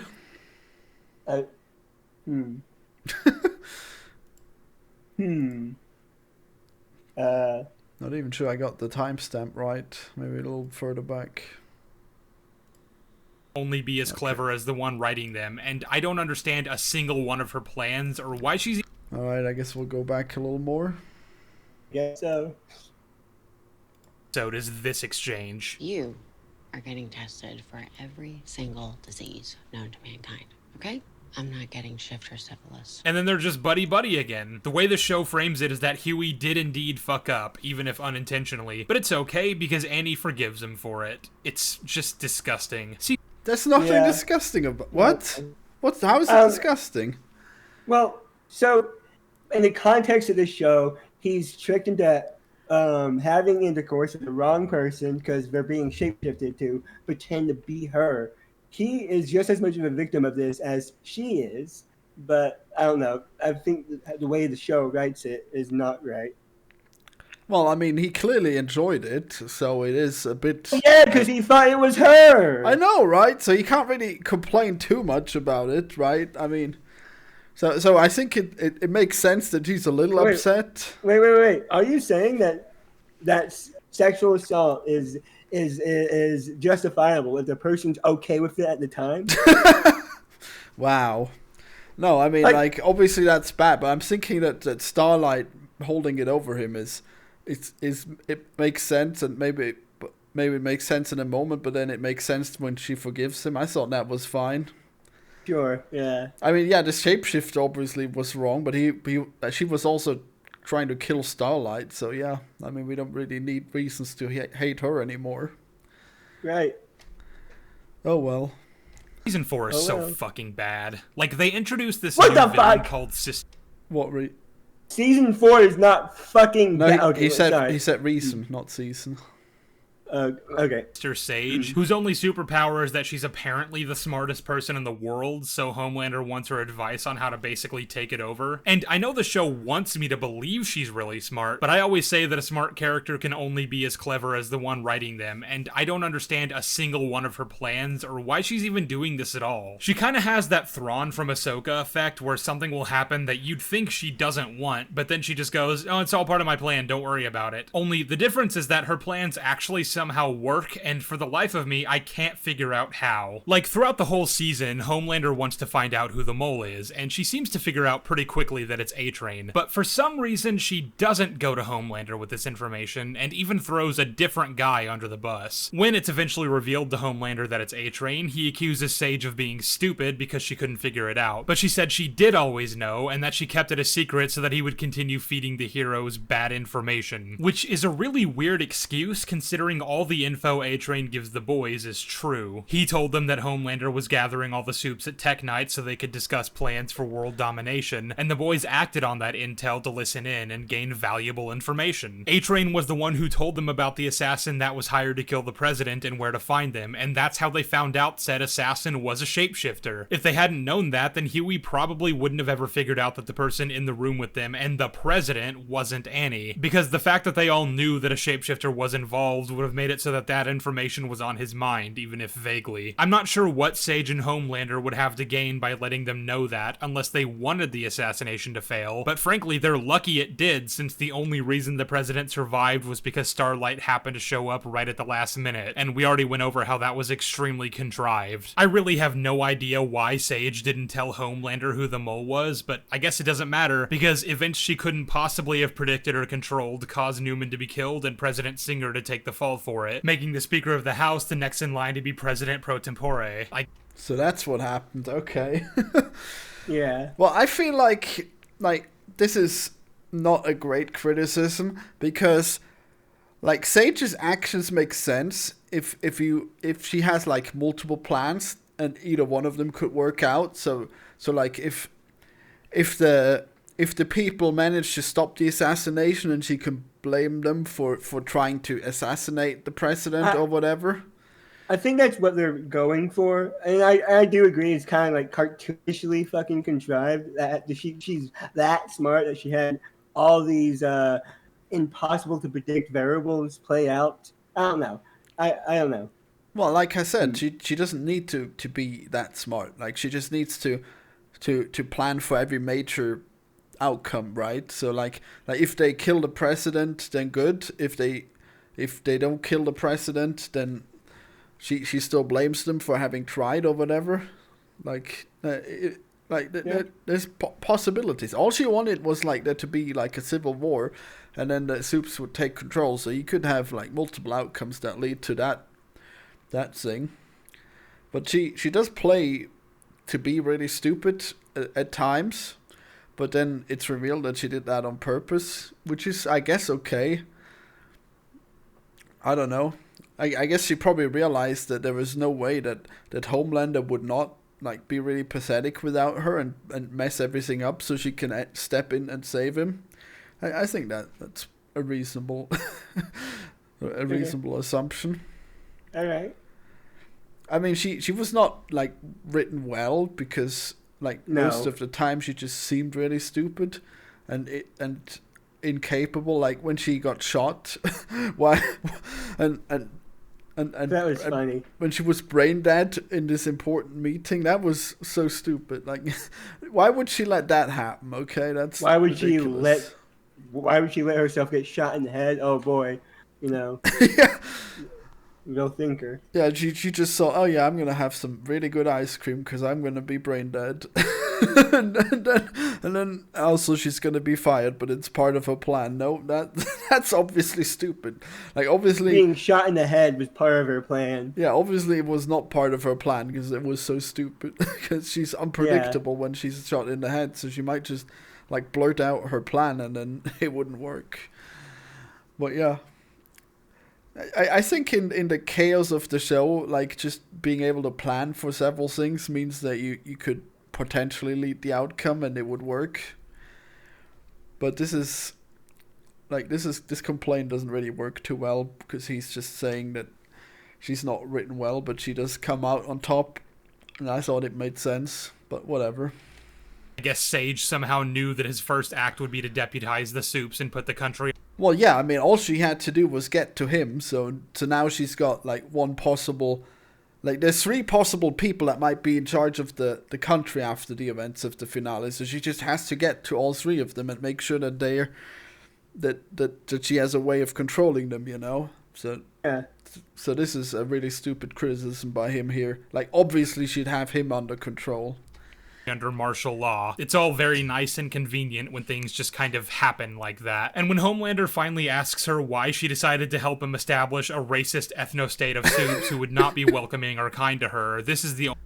They would actually be kind to her because she is in fact a Supe. What is he talking about? They don't care about skin color. That's why they have A-Train on their team. Well, no, Sister Sage is very clearly pretty racist against her. Against who? Against no, not Sister Sage. Sorry, Firecracker is racist against Sister Sage. Well, yeah, but Firecracker is like one of the worst ones. Like Sister Sage would be above Firecracker, so she probably enjoys some reverse slavery there. Reverse slavery, yeah. Yeah, some white slavery, as you might say. Okay. I mean, I think Sage benefits hugely from this ethno-state that specifically like superheroes like her. Like, she would be the queen bee, but not really when she's in the shadows, kind of, so that's perfect. She's not even officially on the 7 now, so she can actually work from the shadows like she wanted. I think she did really well for herself. Only answer she gives. Why would you do this? To see if I could. To give a little backstory, she explained in a previous episode that when she was a little girl, her grandmother died of leukemia. She had come up with a cure within like 3 days, but because she was a little black girl, all the doctors laughed her off and her grandma died. Because of this, she's decided that she doesn't care about anything or anyone, and that the world can burn for all she cares. She can come up with all sorts of things to fix the world's problems. She has the intellect for it, but she doesn't do it because of that one time when she was a kid and she couldn't save her grandma. The same grandma who, by the way, was a Black Panther. I'm sure she would love to see her granddaughter not using her intelligence for the good of mankind. I mean, her granddaughter isn't part of mankind anymore. She's a superhero now. So I think that makes sense. I think this guy doesn't grasp the actual supremacy of the movie, you know. Yeah. Maybe that's something we could even explore. There's always next season. There's a lot more I could say about the show that I'm just gonna let lie for the sake of this video not being any longer than it already is. I'm actually curious, do you think that Sage will be like a big threat in the next one, or do you think she'll just like fuck off and Homelander will be the big bad? I definitely think she's still going to be operating in the next season, without a doubt. You think she's going to be a villain, or is she going to redeem herself? Well, of course, no. Of course she's still going to be a villain. She's proved herself to Homelander, and Homelander sees her as a valuable asset. Yeah, I know, but like she is the smartest, so she should be able to like change her ways if she wanted to, or anything really. There's been no sign of her wanting to change her ways at all. Yeah, I guess so. Well, it was pretty unclear what she really wanted for most of the time. I guess we'll see. Yeah. I mean, is she even smart if she just wants to be like pointlessly evil? Does she just want to rule the world? Who knows? Who knows? Maybe she is the one who will actually stop Homelander, and then she will usher in a great new world. Oh yeah, maybe. So many possibilities. But there's one last thing I wanted to go over that I'd just be remiss if it got left out. And this is because the last person I want to talk about was, at one point, my favorite character on this show. And that is Huey Campbell. I already went over pretty much everything to do with him in Season 4, the good and the monstrously bad, and I think my overall conclusion there is that he's actually handled fine there. Again, the stuff with A-Train is really good, and they also have a lot of great moments between him and his dad that I haven't really touched on yet. Season 4 handles Huey pretty well, but it doesn't matter because Season 3 already completely assassinated him. This is actually the reason I gave up on the show after the 3rd season, because again, I really liked Huey, and seeing what he'd become filled me with so much rage.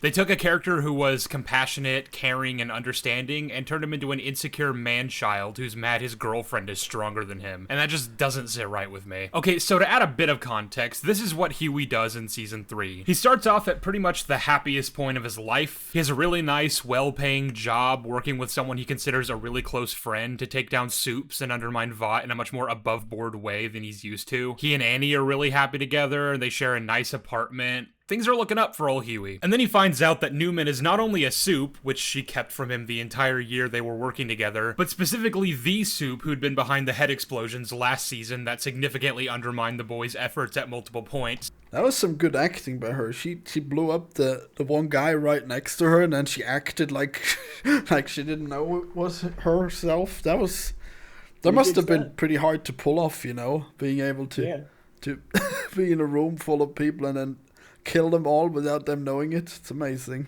Well, I think the real prop should go for the other actors who voluntarily had their head exploded for the scene. that takes a lot. That takes a lot of gumption to be able to to be willing to put your life on the line for content. Yeah. Just throw your life away for a cool shot in a TV show. It's amazing that this is the frame to pause on with her head exploding. It's pretty cool. I never realized what that would look like.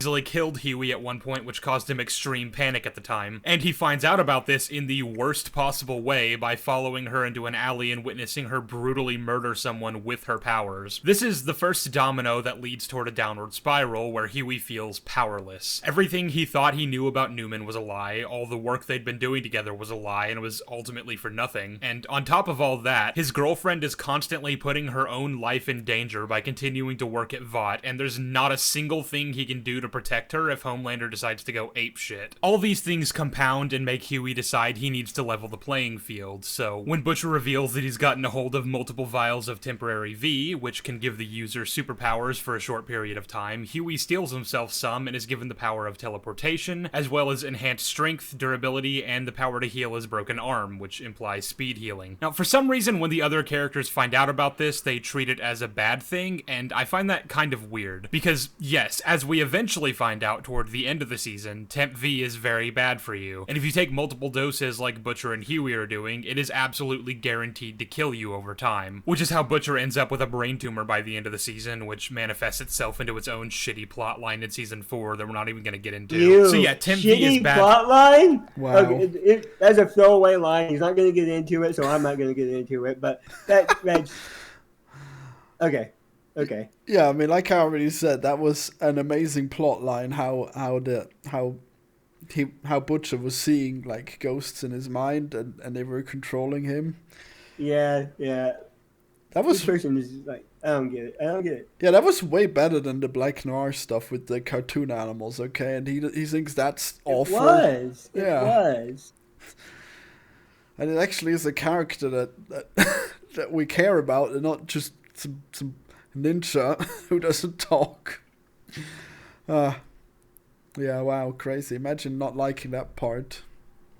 For you, but the characters don't know that at the time. MM is upset with Butcher about it because, as he puts it, the whole point of what we do is that no one should have that kind of power. If you don't draw the line somewhere, how the hell are you gonna know where you stand? Which is actually an interesting topic that I wish the characters on this show would discuss more, because it brings to light how they might have come into this soup fighting business for completely different reasons that could conflict with each other. That might be MM's position, but I could just as easily see someone like Huey or Annie arguing that it's not the power that makes them evil, it's the culture that created them. And in fact, the very existence of people like Annie or Kamiko are living proof that that kind of power in the right hands can be used for good. Yeah, that's actually really stupid to think that it's bad to take that Temp V, and then they team up with the Asian lady who has superpowers.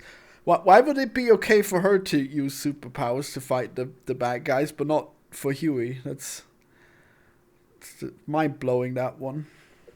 Yeah. Like, say, Huey and Butcher using it to go up against Homelander. Keep that in mind, we're gonna circle back to it in a moment. The reason Annie is against it initially just seems to be that the drug was untested at the time Huey first shot it up. You shot up an untested drug from Vought. You could have gotten yourself killed. Which is a fair reason, but, you know, once Huey used it and it worked and didn't seem to have any negative side effects, I think he could easily argue that it was ultimately worth the risk. He saved MM's life because of his superpowers, and like we just went over, them continuing to use the Temp V could ultimately end up being for the greater good. I mean, who do you guys want? Do you guys want gawky, weak, freaking the fuck out Huey, or do you want strong, confident, handling his shit Huey? With it, I can actually help. Without it, I'm probably dead. No, yeah, he's right. Not only can That's he use his powers like me with nitrous. Is that? Do you get superpowers? I feel like I get superpowers. I sure feel like it. What is nitrous? Are you doing illicit drugs? No. I've never heard of nitrous. Only for cars. Weird. Yeah. Is it like a Sonic thing? Are you Sonic with nitrous? Oh boy. I feel like I'm Sonic when I'm on nitrous. Oh my god. Well, Hartsy does hard drugs. Who knew? So true. Save others, but they'd really come in handy for protecting himself on field missions, which he's gonna be a part of either way. Much better to have super durability while getting shot at and the power to relocate quickly, I think. So I think Huey and Butcher using the Temp V is fine. Yeah, he's making good point, finally. I agree. I think it's okay that they use it. But then again, we see Huey like getting nosebleeds, so it's pretty obvious it would fuck with him in the long term. But I guess yeah. I mean, they could die at any moment in those missions, so it's definitely good to have. Why does Huey not end up with cancer, but Butcher does? They both use the same substance. Well, Butcher used it like 5-6 times. I guess so, yeah. I guess that's probably why it was good that everyone was making a big deal out of it, because it turned out to be so harmful. Yeah. But then fucking Huey had the blue stuff that would have actually given him the powers forever, and he wastes it on his father. It is what it is, YouTube. Yeah. and I'm actually a bit put off by the show's insistence that it's not. What I take issue with is what Huey does next. So, Butcher basically realizes Soldier Boy is the best possible chance they have of killing Homelander, since he's one of the strongest superheroes to ever live and has a handy-dandy new explosion power that can decimate city blocks. He knows MM would never go along with a team-up with the guy who murdered his entire family, so he drugs him, and Huey and Butcher leave with Soldier Boy. And I'm not necessarily against the plan on its face, because between him and Homelander, Soldier Boy is easily the lesser of two evils, and at least with him, they know he can be sedated and properly imprisoned, since it's been done before. But where I draw the line is that Huey would never agree to Soldier Boy's terms. In exchange for killing Homelander, he wants them to help him find his old teammates so he can murder them, and I can see Butcher absolutely being fine with this plan, but Huey is not the kind of guy to just serve people up on a platter to be slaughtered. Especially Innocents, that Soldier Boy isn't even specifically targeting, but who will be caught up in the crossfire. I get that they're soups, and most of them are probably bad people, but all the same, Huey only kills people when he absolutely has to. He's also one of the boys who was willing to humor the idea that soups can actually be good people, even when MM and especially Butcher were skeptical initially. And yes, I already highlighted that Huey's at a desperate point of powerlessness, which is driving a lot of his decision making, but I don't think that necessarily accounts for something this extreme. All of this finally comes to a head in the episode Herogasm, where Huey and Annie get into a heated argument about all... I don't remember this part. Was Huey actually on board with Soldier Boy taking revenge for his past? I believe so, yeah.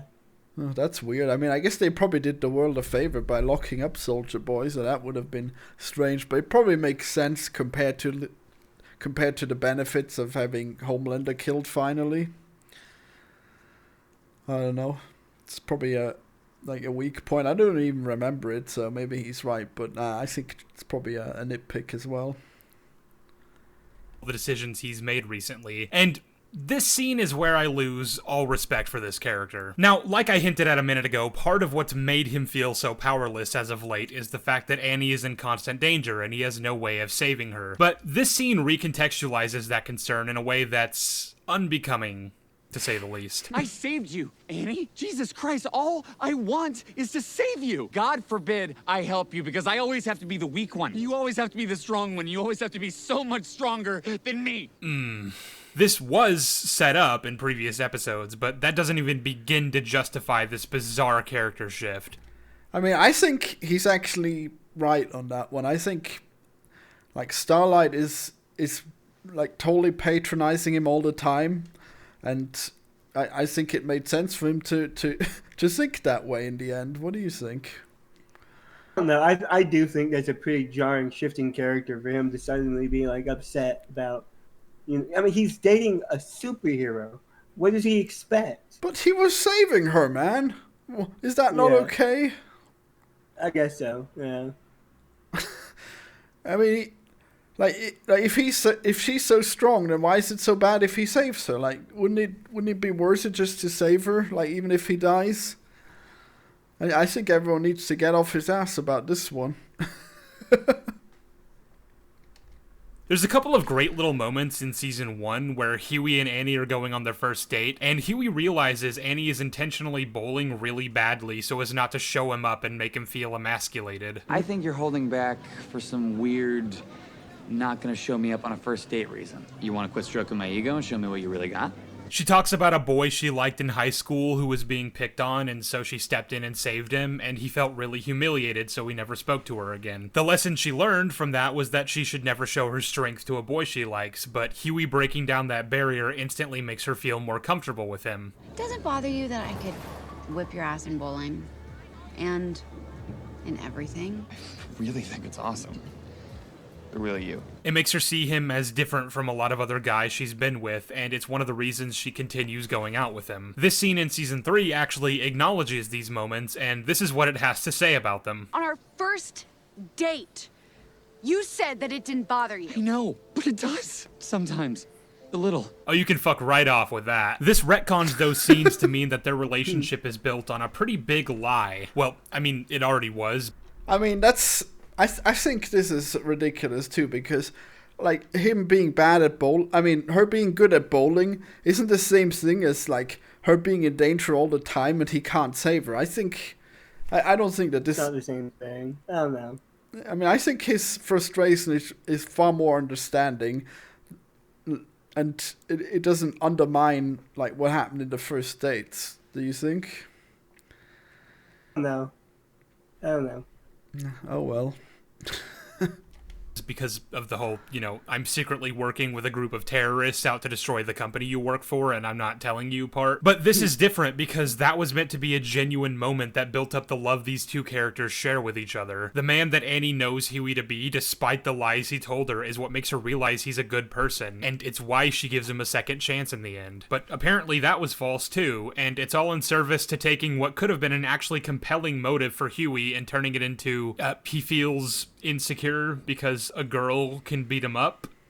Are we in first grade? It just feels like they wanted to give Huey and Annie relationship drama and couldn't be bothered to come up with any actual reason why they might be at odds. So they decided to pretend the Temp V was bad without ever justifying that claim at the time it was made, and retcon one of the better moments of this god-awful show, thus taking away a piece of what made Huey such a good character. Man, this guy has not really qualified the show being god-awful at this point at all. It's like... I don't even know how he gets there, considering that he has like made such a deep analysis of it so far, I guess, even though he's made some really stupid claims. I don't know how he thinks that these few things that he's picked out make the show to be that bad. Well, I guess there's not much time left for him to convince us, but let's see what else he got. Well, what do you think about this? Do you think this was a bad point? Right now, I'm thinking, man, I really want this video to be over. That's what I'm thinking. Come on, you gotta get into it. What do you think of this Huey moment? No, I do kind of agree that it's a jarring shift in character for him to be stunningly insecure and upset about his placement in the relationship. I think it's pretty out of nowhere, out of left field. And I think it's pretty cringe, actually. I think it's cringe. I think it's a cringe moment. So is he convincing you about the show being cringe? Oh yeah, the show's cringe. I started off this episode by saying I'm the biggest boys fan, and now I'm the #1 boys hater. I hate the show. Terrible. Wow. Yeah. All right. How much time is left? 1 minute. Thank fucking God. Oh yeah, we are at the last minute. All right, let's hear him out.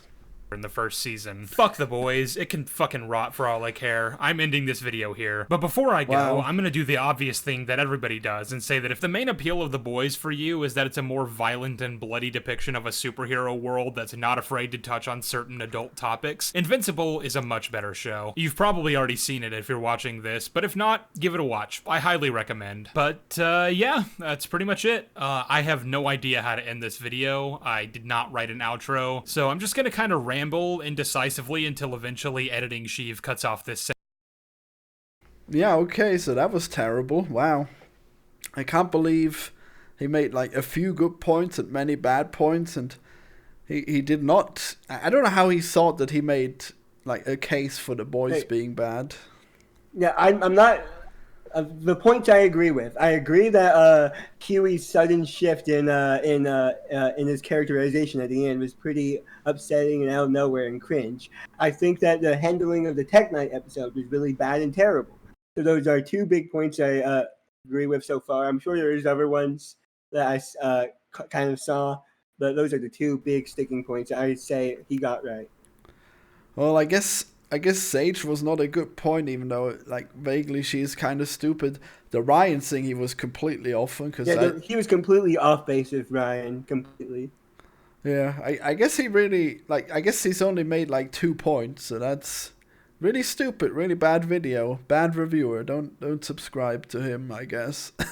subscribe to this channel instead. Yeah, subscribe to Anti-Reviews and Hartsy Protsy, you know, that's... Hell yeah. That's who you gotta subscribe to.